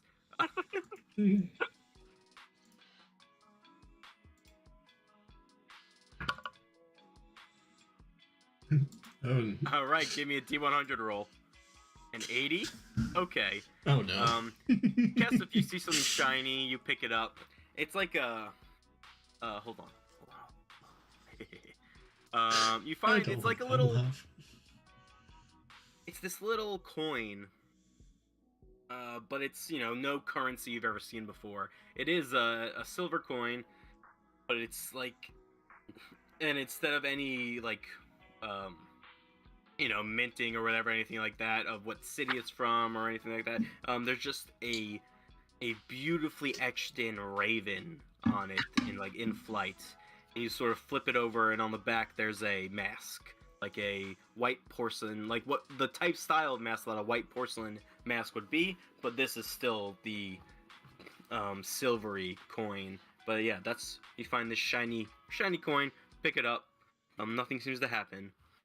Coda, you're sort of wandering around as well. You notice a musical. You notice a flute, a musical instrument sitting on on one of the shelves. You know, seems a little out of place in this magical shop. You walk over to it. You pick it up. You look at it. You sort of notice it's odd. It seems like there's a slight hint of smoke coming from the other side, and sort of as you pick it up, the smoke sort of intensifies and intensifies and intensifies until there is now a cloud of smoke around just like your upper shoulders and head. You can't see anything. You're coughing. You can't breathe. Kessup, you immediately notice this. And as Coda, do you do anything specifically? I play the flute. You play the flute? Oh god. You blow into the flute, and immediately the smoke engulfs your entire body and the room at the end of your negotiations with Sizzle, and suddenly you're all covered in this like black inky smoke and cannot see, and you hear Sizzle like, "Who touched it? Don't touch the flute! Don't touch the flute! Put the flute down! Put it back! Put it back!" You hear like a bang and a crash. Plays it for like a tiny bit more, and then there's like a sharp cut off, and he's like, "Sorry." Coda, what we told you about playing with random things? It was a flu. I can't resist. You managed to like place the flute back where you found it, and it's like almost you watch as the smoke recedes, like almost like pulls into the flute, and you're all clear again. You can all see again, and everything seems to be fine. Coda, everything seems to be fine. It's gone. The rest of you, however, notice that just sort of hazily moving the like away from Coda has several wisps of black smoke that seem to just be like waving behind him, coming from like his shoulders, the back of his head, his horns, and they just seem to be there. But Coda, you don't really notice it right away. Yeah, Coda just says to the rest of me, he's like, "That's really bad design for an instrument. Like, how do you play that?" I feel like Hawthorne would slowly be reaching down for his dagger. It's like, Coda, don't move. What? You watch as Sizzle sort of comes around the corner, like coughing and like standing up, and says, sort of looks around and says, that'll go away. Yeah, that'll go away eventually. Don't worry about it. He's fine. I kind of glanced down at it. I was like, what was that? Yeah. What will go away? What will go away? Not again. It was an experiment. It was a test. It didn't work out so well. Sort of leave it out for just display purposes. I'm not supposed to touch it. It'll be fine. It'll go away. The smoke will go away. Should be like an Hawthorne's like looking at the flute and thinking, and just like, Oh god, but yeah. I mean, Hawthorne's like looking at it, like, would it be possible to replicate that, but instead of it spewing smoke, it just spews fire? I was thinking more of, it sounds like an excellent item for concealment. Well, I'm thinking it's a really awkward thing to play when you get surrounded by smoke. No, like Hawthorne legitimately says that play it. Like Hawthorne legitimately says that to Sizzle. It's like theoretically, would it be possible to do that to an instrument, but make it spew fire rather than smoke? Theoretically, and say instead of a flute, maybe a bagpipe. Oh god. It's possible. I'd have to. Yeah, you're giving me something to think about. I kind of look at it, was like, have a thought. I might have another job for you. Does he not have enough? Yes. Oh god. Yeah, Star Wars, that is exactly what I'm thinking. Yep. Oh Jesus. Except I was thinking more Darth Vader on a unicycle kind of style. If you've ever seen that. One. As Kessup, as you say that, he says, "Well, I assume people won't touch things in a magic shop. You never know what's gonna happen." But idiot, he sort of stops and says, "No offense." Looks at Coda, still smoking. Goes around just touching things in someone's shop. It's kind of the point of the shop is to check. Like, then look at the items, right? Hey, you made this place disappear out here, so I don't think you take much good care of this shop. He sort of looks at you and says, "What are you talking about?" Don't worry about it. I kind of glance over like, Coda, don't start a fight with the magic man. Then let's just go. I have work to do. I'm Can I getting just ask, hey, could you take this bagpipe and make it sizzle? Boo! Absolutely the fuck not. That almost makes me not want to do it now, just for the sake of that pun not existing. Okay. Anyways, That's upsetting. I kind of smile awkwardly at Sizzle and says, "We appreciate the work you're doing. We'll be back another time." Yes. And he sort of disappears into the back again. Let's see. Oh, no. Okay. Shop seems to be fine as you exit it. Coda just gives like a side eye to that flute being. I'd say between traveling throughout the city and moving around, it's probably getting later, late afternoon, early evening at this point. Tessa puts the coin back. Good call. But anything else you'd like to do this evening? It is getting to that point as you guys sort of exit Sizzle's shop, where the streets start to fill up for the night. The vendors along the streets open up, and the party Have a good night. is going to get into full swing once more. But yeah, is there anything else you guys would like to do? Maybe not today. Out of curiosity with Kessiv, like, obviously she had that perception about that cloak thing. Would that be something where, like, that she would have shared, or is that something like that's such like a small blink and you'll miss it thing that you've half noticed that it's not the sort of thing to bring up? It's up to Kessif, yeah, because she's not really sure, like she said, she's not sure what she saw, it could have been in her head, it was very blink and you miss it. Yeah, because obviously I know Coda had the same thing, but he would know Kessiv's had a similar thing. Yeah, no. Don't even know if it's the same cloak. Indeed. But yeah, anything else you guys would like to do for the night? I think the only thing is that Hawthorne would want to do, he can't really do it till earlier in the day, so. The main two things he wants to do are find a library where he can possibly get some new spells, and maybe find someone he can train with some weapons with. Yeah. Again, I think both those would probably be longer term things that we could do.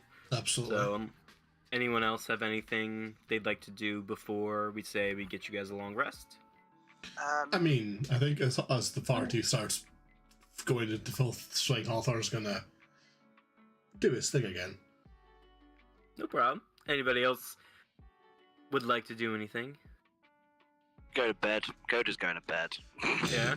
What about Kessif and Tartaros? Feel free to say, like, you know, I'm gonna hang out, party for the night, and then go to bed, or anything like that, or just head to bed, whatever you guys would like. I'm gonna go cuddle my new dragon engraving. Perfect. And Kessif, anything you'd like to do?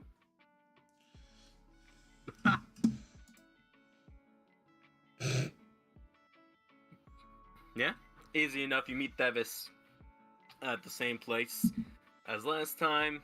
Play a couple rounds of darts. Just give me one roll plus your dexterity, just for fun.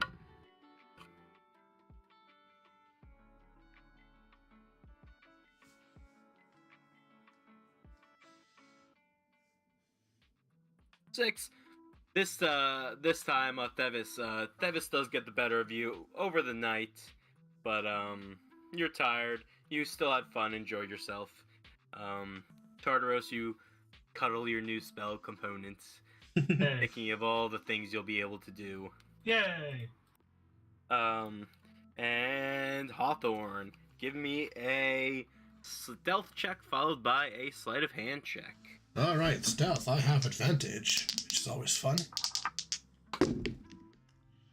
That is 23 on the stealth. Alright.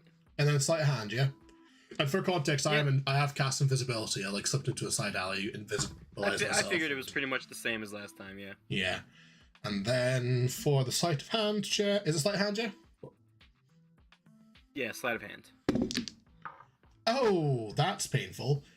9 total. Okay. I'm gonna say, while you're not caught or anything, your fingers aren't as nimble as they were the previous night. A few things slip through. A few people are alerted that their pouches are being tugged on a little early. So you only make maybe 10 gold pieces, gathered in copper and silver from people you've picked from. But a few of the higher, richer targets you seem to have gone for a little harder tonight. They were a little more alert, so you don't get as much. Oh, well, and it happens. Call it a night. I'm also going to need a perception check from you. From me? Yes. Okay. Perception, come on. 24. Cool. Anything else you'd like to do tonight? Not really. As I count down the seconds, I kind of slip into a side alley, let my invisibility drop, mingle back into the crowds, and then head back to the inn from a long rest. Yeah, head back to the fizzing wheel. You all head to bed and get a nice long rest. I You think can all do that in your sheets. before he got a long rest, just because like he's suddenly aware of the fact that he's kind of like in sort of quote unquote hostile territory. Like there are people around that probably aren't as happy with him. Before he goes to sleep, Hawthorne goes to the door of his room in the inn and sets up the alarm spell. Okay. All right. How would you you can choose if it's a mental or a It would be mental. sound, ringing sound. You're gonna make it a mental alarm. Yeah. Gotcha. So basically set it against the door of the room. Yeah, no problem. Or well, actually, Yes. oh no, never mind. I was looking at how the spell works, and I was like, you could redo a size, but no, it's not like that. No, yeah, it's just I do it against the door and basically cast alarm on it. Gotcha. Yeah, easily enough.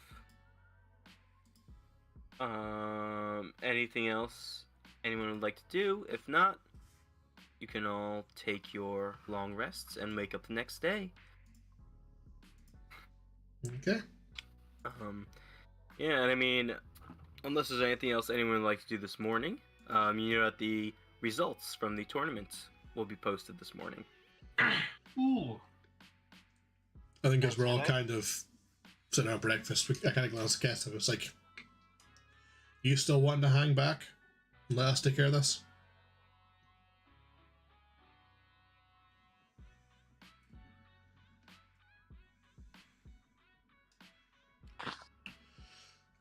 It's no problem at all.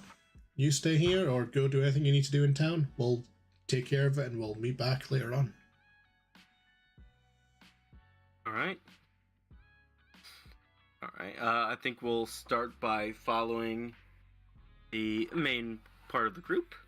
You guys you have breakfast, head to the arena, and go out, and you see a few scrolls posted on the outside of the arena wall, and several other groups seeming to look at the rankings. And I actually did some rolls for these, kept track of how fast you guys did it, and you guys did it very fast. So as you arrive there, you see at the top of the list is the Degenerates, with Brooke, Jules, Whatever Tartaros, and Coda written as the names as the winners. I rolled absolutely terribly for all the other groups. Oh fuck, we won. Huh. Yeah, you guys did. Yeah, you guys are the winners. Nice. Whatever Whatever Tartarus. We are number one. You are number one. I think Coda it- does go back. Coda does go back to playing We Are Number One. I think at this point, Hawthorne breaks out the bagpipes and joins in because at this point he's like, yeah, we did win this one. We are the Yeah. best. Give me performance checks as you do this in front of all the other competitors. Performance, say no more. Give me some Never. performance checks. That is a solid 2. I choke on my fucking bagpipe and splutter everywhere. I Coda, make how up about you? 23. You very much make up for Hawthorne's less than stellar play. It was almost a 20 as well. A few of the others sort of frustratingly throw up their hands, walk away. A few do seem to enjoy Coda's music, however. They sort of applaud and bow to give you like nods of the head and like respect. And yeah, I mean, you're free to enter in the arena and see if you can get your prize. Let's go get our money. Here comes You the guys money. enter. Money, money, money. You guys sort of head inside to the sort of, for lack of a better term, foyer area. And you see just a gnome sort of scribbling on some papers. Looks up and says, yes, how can I help you? We're the degenerates.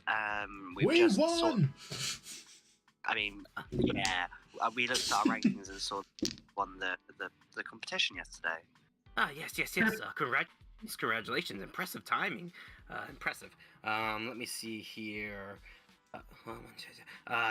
There was 4 of you, correct? I believe we're missing the one called Brooke, yes? Yeah, she's just feeling a bit under the weather right now. Yeah. She might try there, but it's just going to be the 3 of us for the time being. Give me a deception check. 21? I mean, sort of says, right. He sort of looks at this paper, concerned, it seems, says, please, give me 1 moment and I'll be back. He sort of puts a bunch of papers to the side, gets up and sort of runs through one of the side doors. So Anything look- you'd like to do while you wait? Look round to the other. I kind of glance at the others and says, I kind of get the feeling they were expecting Brooke. Mm, I'm more surprised you called her Brooke. We have to keep up the idea. I They might know. be listening. Yeah. I mean, that's the thing. Like, did you say that he sort of looked at something at his desk? He did, yes, the paper he was looking at. He looked like he was looking at the paper that he, read off your names and, like, the degenerates and stuff like that. Was one of the papers. Is the piece of paper still on the desk, or did he run off with them in his hands? It's That's still on the desk. Could I try to sneak a look at it? Yeah, give me a sleight of hand check. To sort of move it closer to you so you can look down and read it. Oh, that's bullshit. It was like spinning on 19 and decided to flop to a nat 1. So 7. Oh! You try and grab it, and the papers that were, like, stacked underneath it all fly around onto the floor, onto the room. You lose track of the paper you were looking at, and there's papers everywhere now. I kind of Oh, glance over and it's like, well done. Why didn't you just use your tail or something? It was the wind, alright? Yeah, sure. At that point, the gnome sort of walks back in, scurries back in, looks at his papers everywhere, and says, "What? He's sort of just frustrated, goes around, starts collecting papers, and says, why did you touch my stuff? That's rude. You don't touch other people's stuff. He's sort of all underneath his breath, mumbling, grumbling. Can I do a perception check to see if I hear it, or is it like obvious that he's saying it? I mean, I think it's pretty obvious. He's saying it under his breath, but I kind of look at him like, sorry, pal. There was a big old gust of wind. Shit happens, right? Looks at the closed door behind you and says, yeah. Can I roll deception to see if I can get him to believe it? Yeah, with disadvantage, please. No fun. Close the came door. in real quick. Mhm. And 14? No. He sort of says, yeah, sure. I kind of sigh and go, worth the try. Yeah.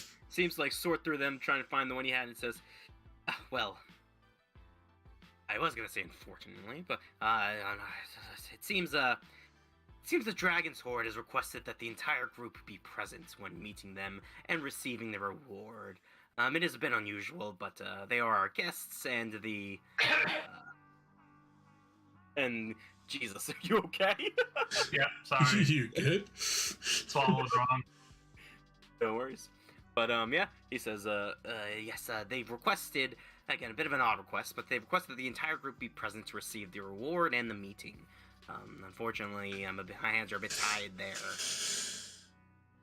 Right. Are we not guests as well?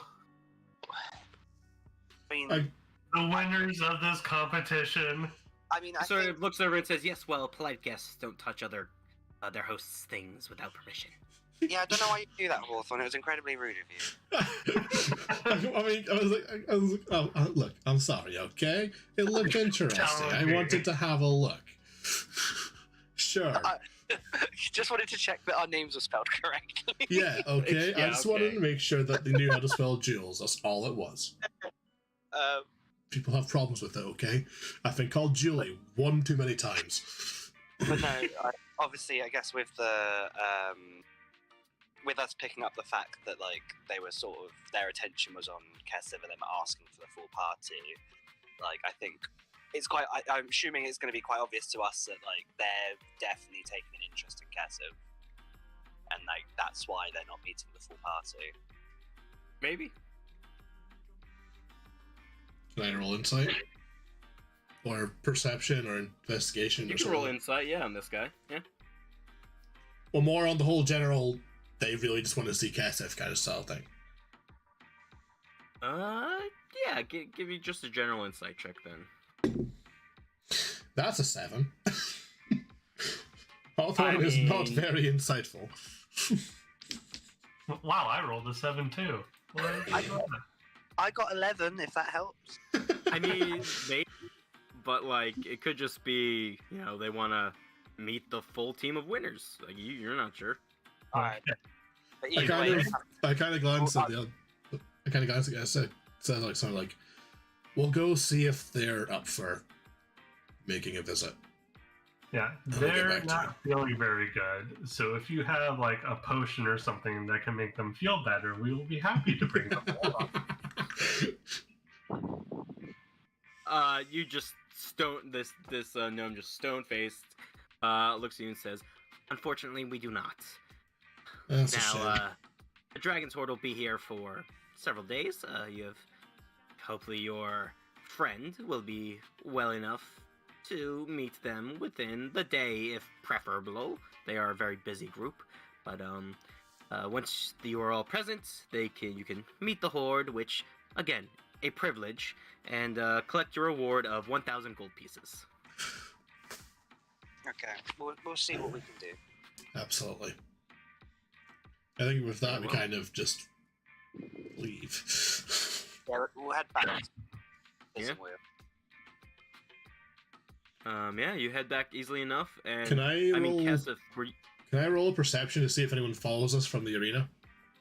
sure.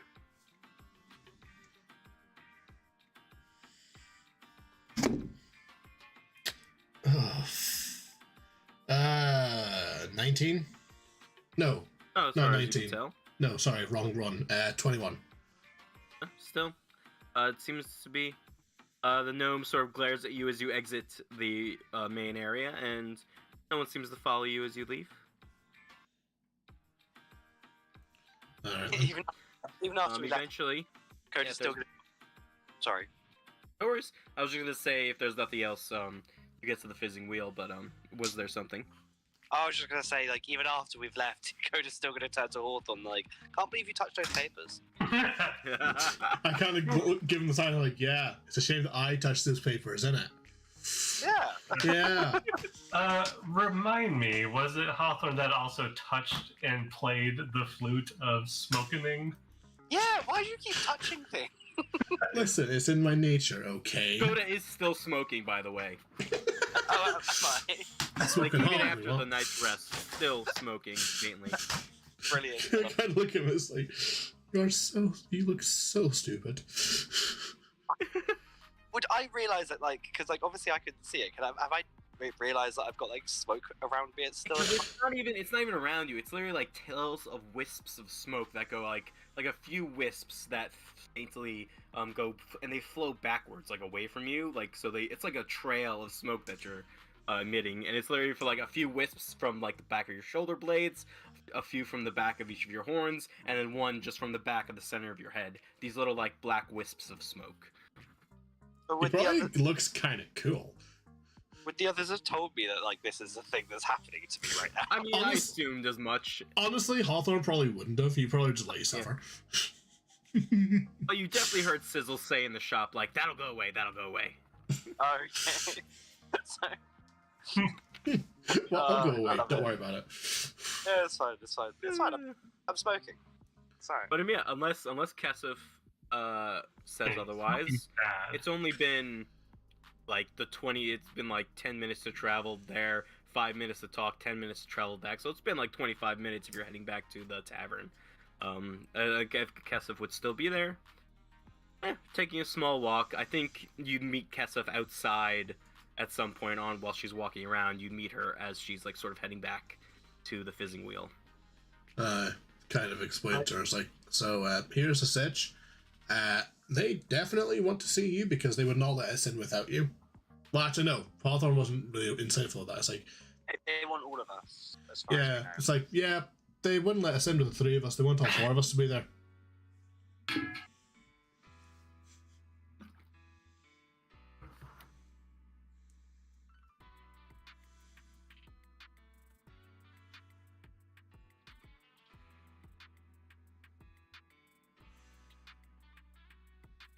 I mean, yeah, she looks very uncomfortable. I mean, we don't have to. They won't be happy about it, but we don't have to go. Absolutely. And look at Hawthorne, like, I know there's money involved, but we don't have to go. Yeah, as much as that would help us, we can get money other ways. Although... I kind of glance at Tartarus, just like, what are you planning? How common are Dragonborn? Fairly common. Like, they're not rare. In this town, specifically in Hupperduke, which is mainly, like, gnomes and dwarves and, of the like, they're a little more rare, but in general, Dragonborn aren't particularly rare. I think, because in this world there are two distinct types of Dragonborn, those with tails and those without. I think the kind of Kesef that Kesef is with the tail are rarer. I was wondering if we could somehow find a look-alike. For God's sakes. To find maybe in another city it'd be easier to find a silver Dragonborn of the draconian variety with the tail would be exceedingly difficult. You never know. Just happen to run into one at a shop somewhere. I kind of look at Kess and it's like, are you sure about this? Like, we don't have to do this if you feel uncomfortable.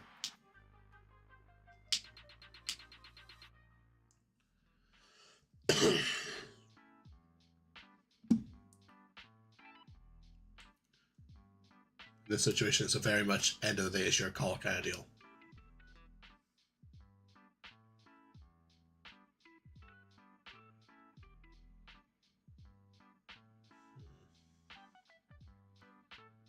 I mean, it's not the best solution, but I mean, if we still go, we can still hang back. And Yeah, we can position ourselves between you and him, if necessary. We'll just kind of casually position ourselves in such a way that there's one of us between you and him.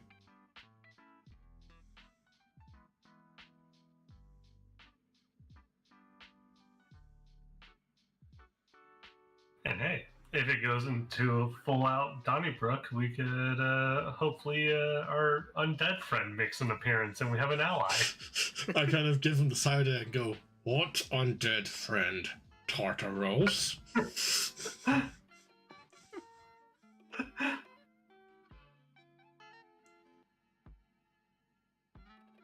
I think at that point, Hawthorne picks up and is like, why would he recognize you? Indeed.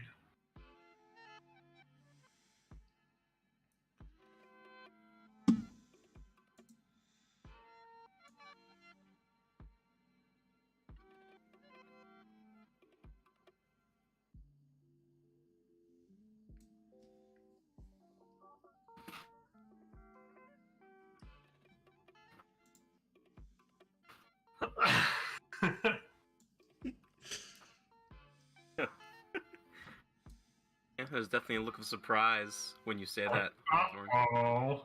Like, fuck. That look was like, shit.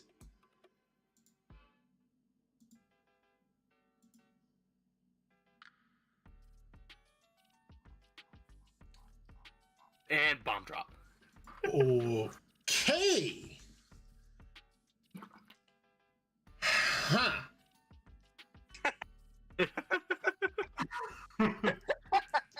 Well, shit. Okay. I'm assuming not on best terms then.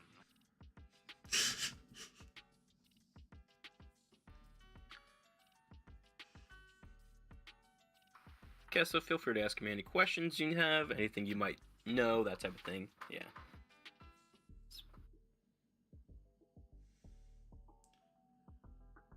And did something happen 5 years ago as to why you've not seen him in so long?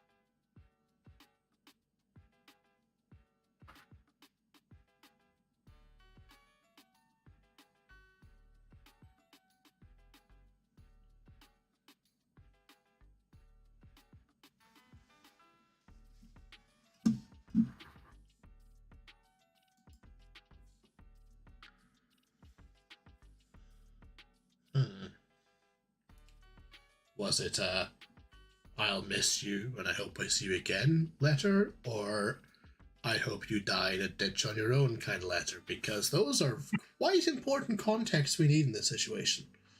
There are also more than those two kinds of letters. Hawthorne kind of looks at it as like, there friendly is? letter or a... No, Hawthorne kind of looks at it as like, there is? Yeah. Like, sorry I have to leave you letter. Remember, Hawthorne's from Shady Creek. It's a case of, I hope you don't die in a ditch, or I hope you do die in a ditch with him.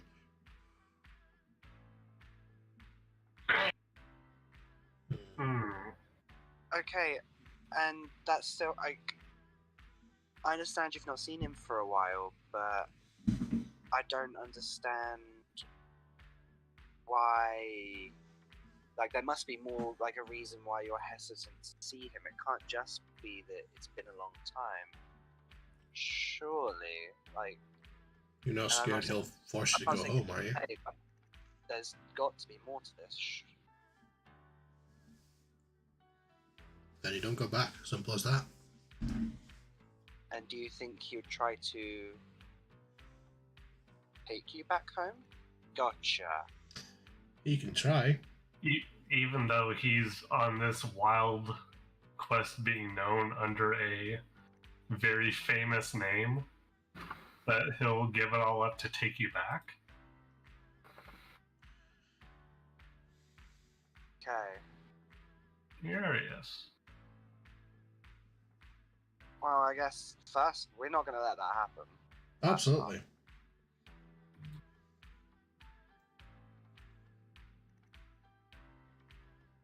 Interesting.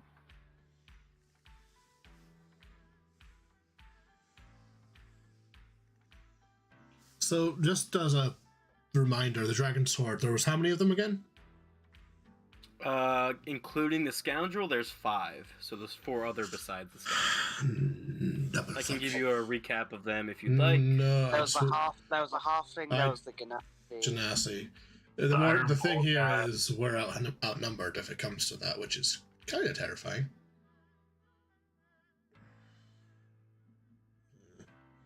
And they're Hawthorne's kind of like muttering out loud, like not realizing that he's kind of discussing, start pitching a fight with Kesev's brother and how that might affect her. He's not even considering the sort of like intimate implications, but he's like, if it comes down to a fight, we're outnumbered. It probably wouldn't go well in our favor, but we've got ways to make it work. And then he comes out, it's like, kind of comes out of his like sort of daze, and he kind of looks at Kesev, it's like, sorry, I probably shouldn't be discussing like pitching a fight with your brother right now.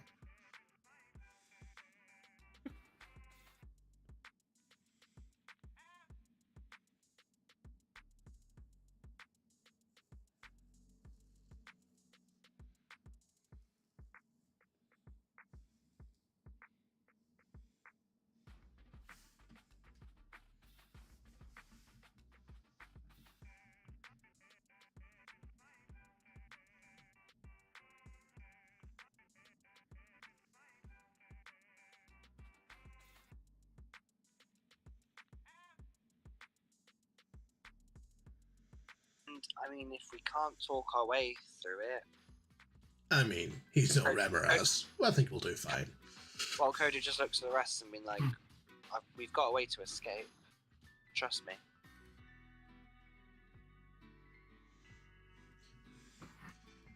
Hawthorne kind of gives him the side eye and goes, interesting. If things come to it, I've got connections that can get us out of country should we need to.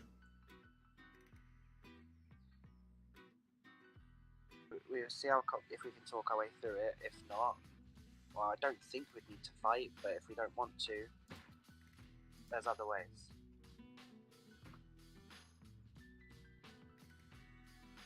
As you said, Could also just lay low and leave.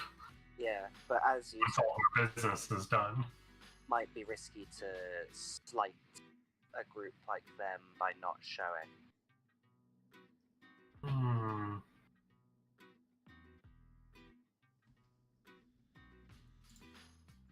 The way I see it, they know we're in town, and they're pretty confident that this is Kesev. Chances are, if we don't show up, they'll come looking for us, if he's really intent on finding her. So it might be in our best interests to face this head on.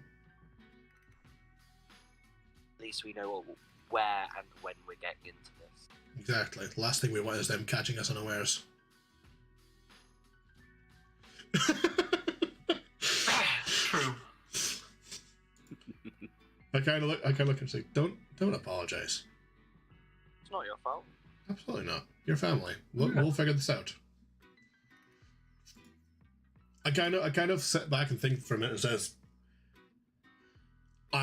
it's probably in my best interest to make a couple preparations should we go where. It's my mess now. I can't look at Kesev and it's like, y'all helped me run out of Shady Creek and literally set the place on fire. More than anything, I owe you right now. And I think Coda would be like, you didn't drag us into anything. We didn't know any. Like, we just saw a competition. We did it. Technically, Yeah. we dragged you into this because, like, we didn't know better, so it's not on you.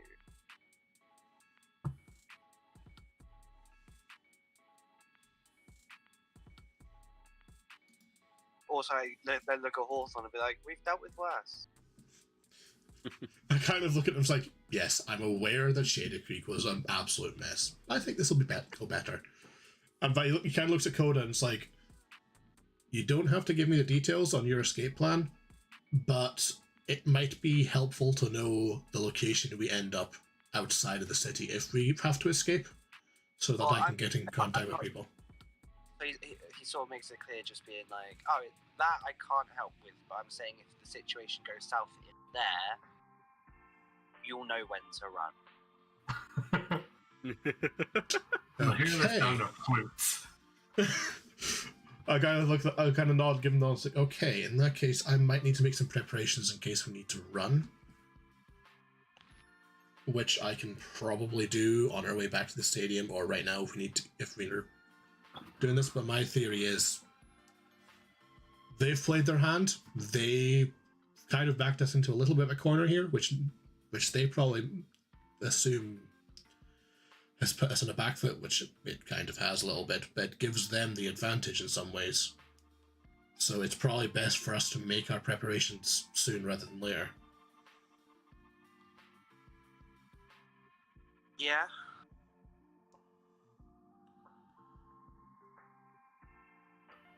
I know we might not have much time, but Yeah.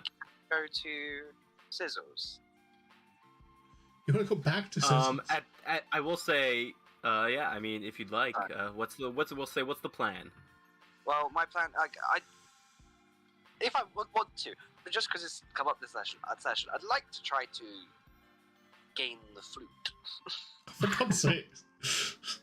It could be very useful. It could be pretty good for distraction. Like, I don't necessarily. It's a great method of concealment. I have other means, but because it's an instrument, I want it. Would you want Hawthorne's bagpipes?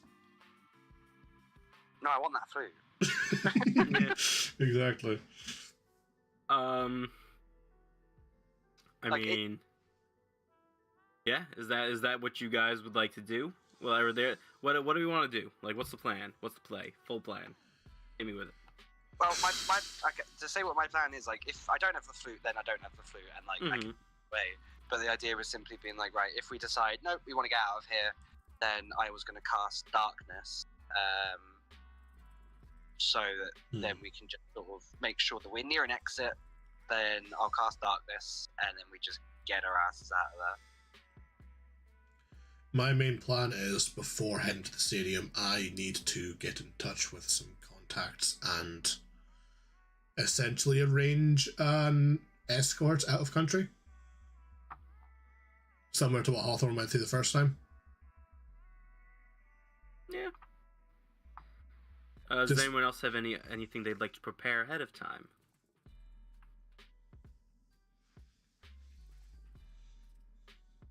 In that case, unless Kesef, do you have anything, or do you sort of go along with what the others are preparing?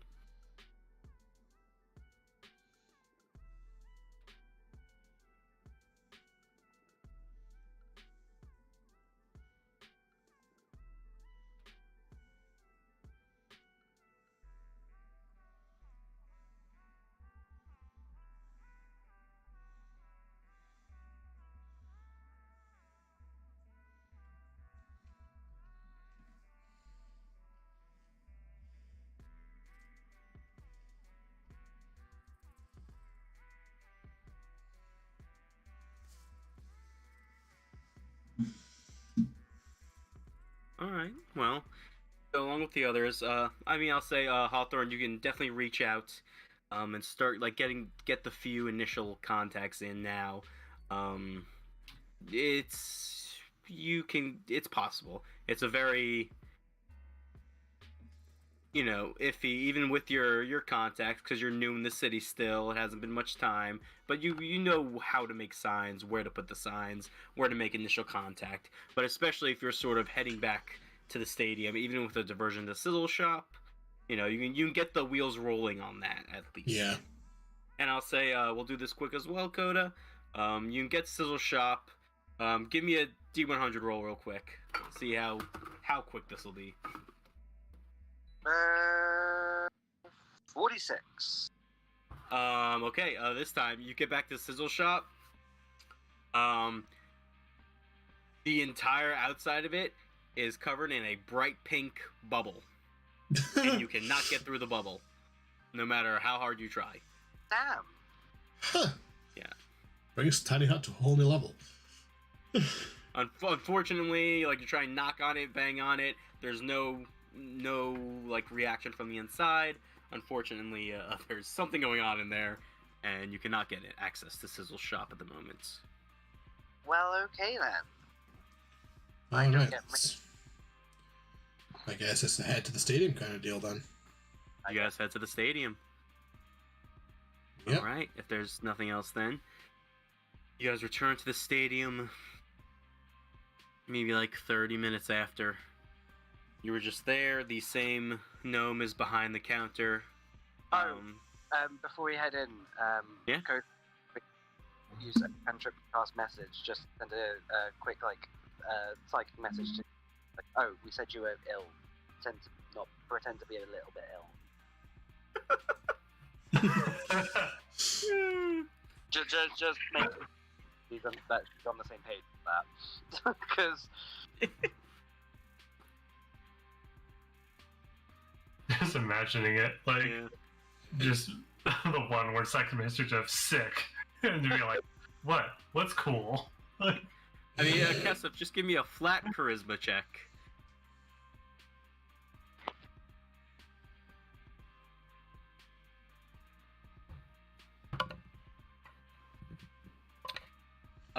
As you walk in, hood pulled up, the same gnome's there, sort of continually, more papers, writing, looks up to you and says, "Ah, you're back."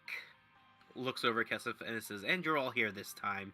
Squints at you under the hood, try and, see you, as you sort of keep your head away and says, "You look better."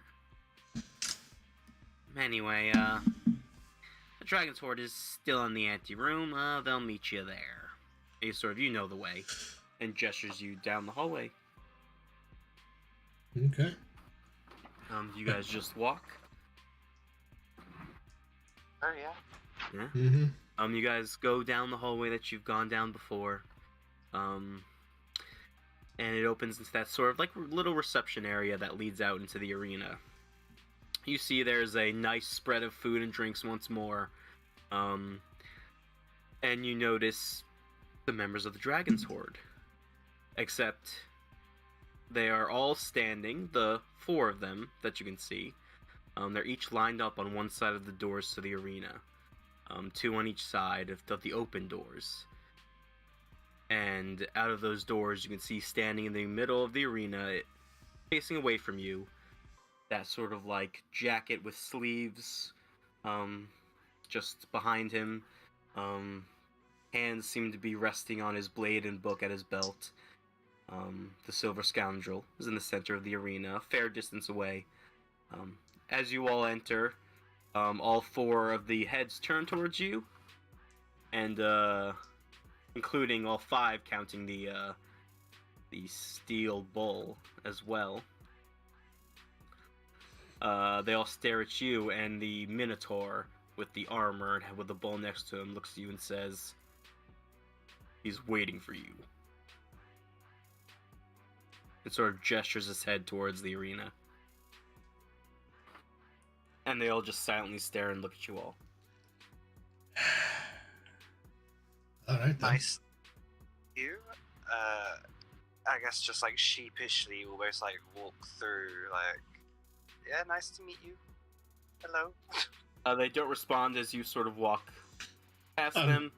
I'm kind of sizing them up as I go through, kind of getting a sort of feel for them.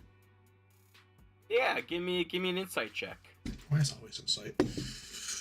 Oh, dirty 20. I mean,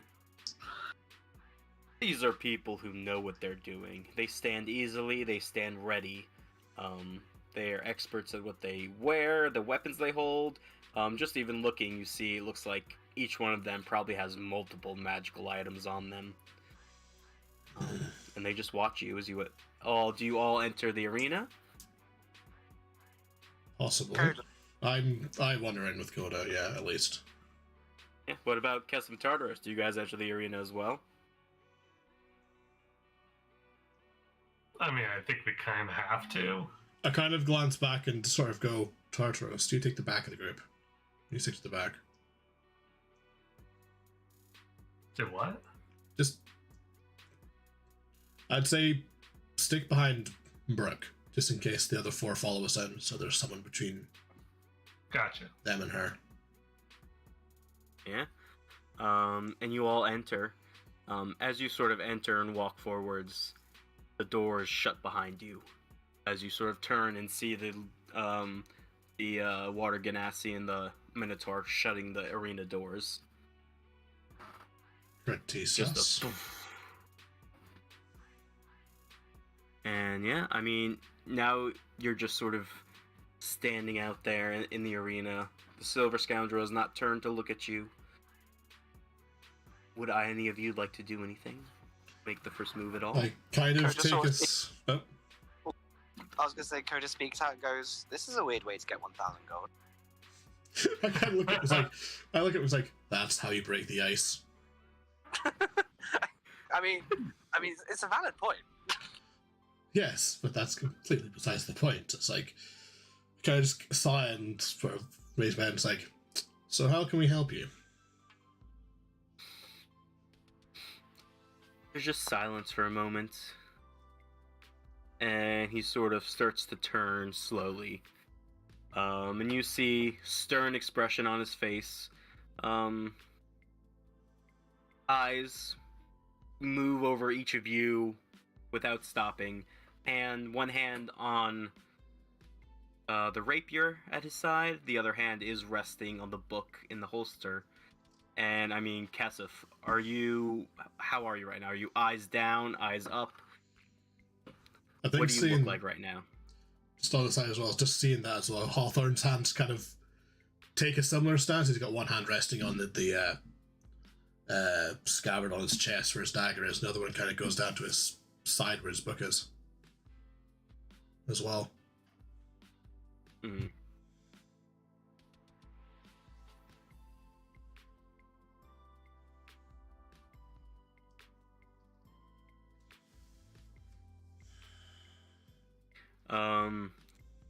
Yeah, so eyes down, you do not meet his eyes.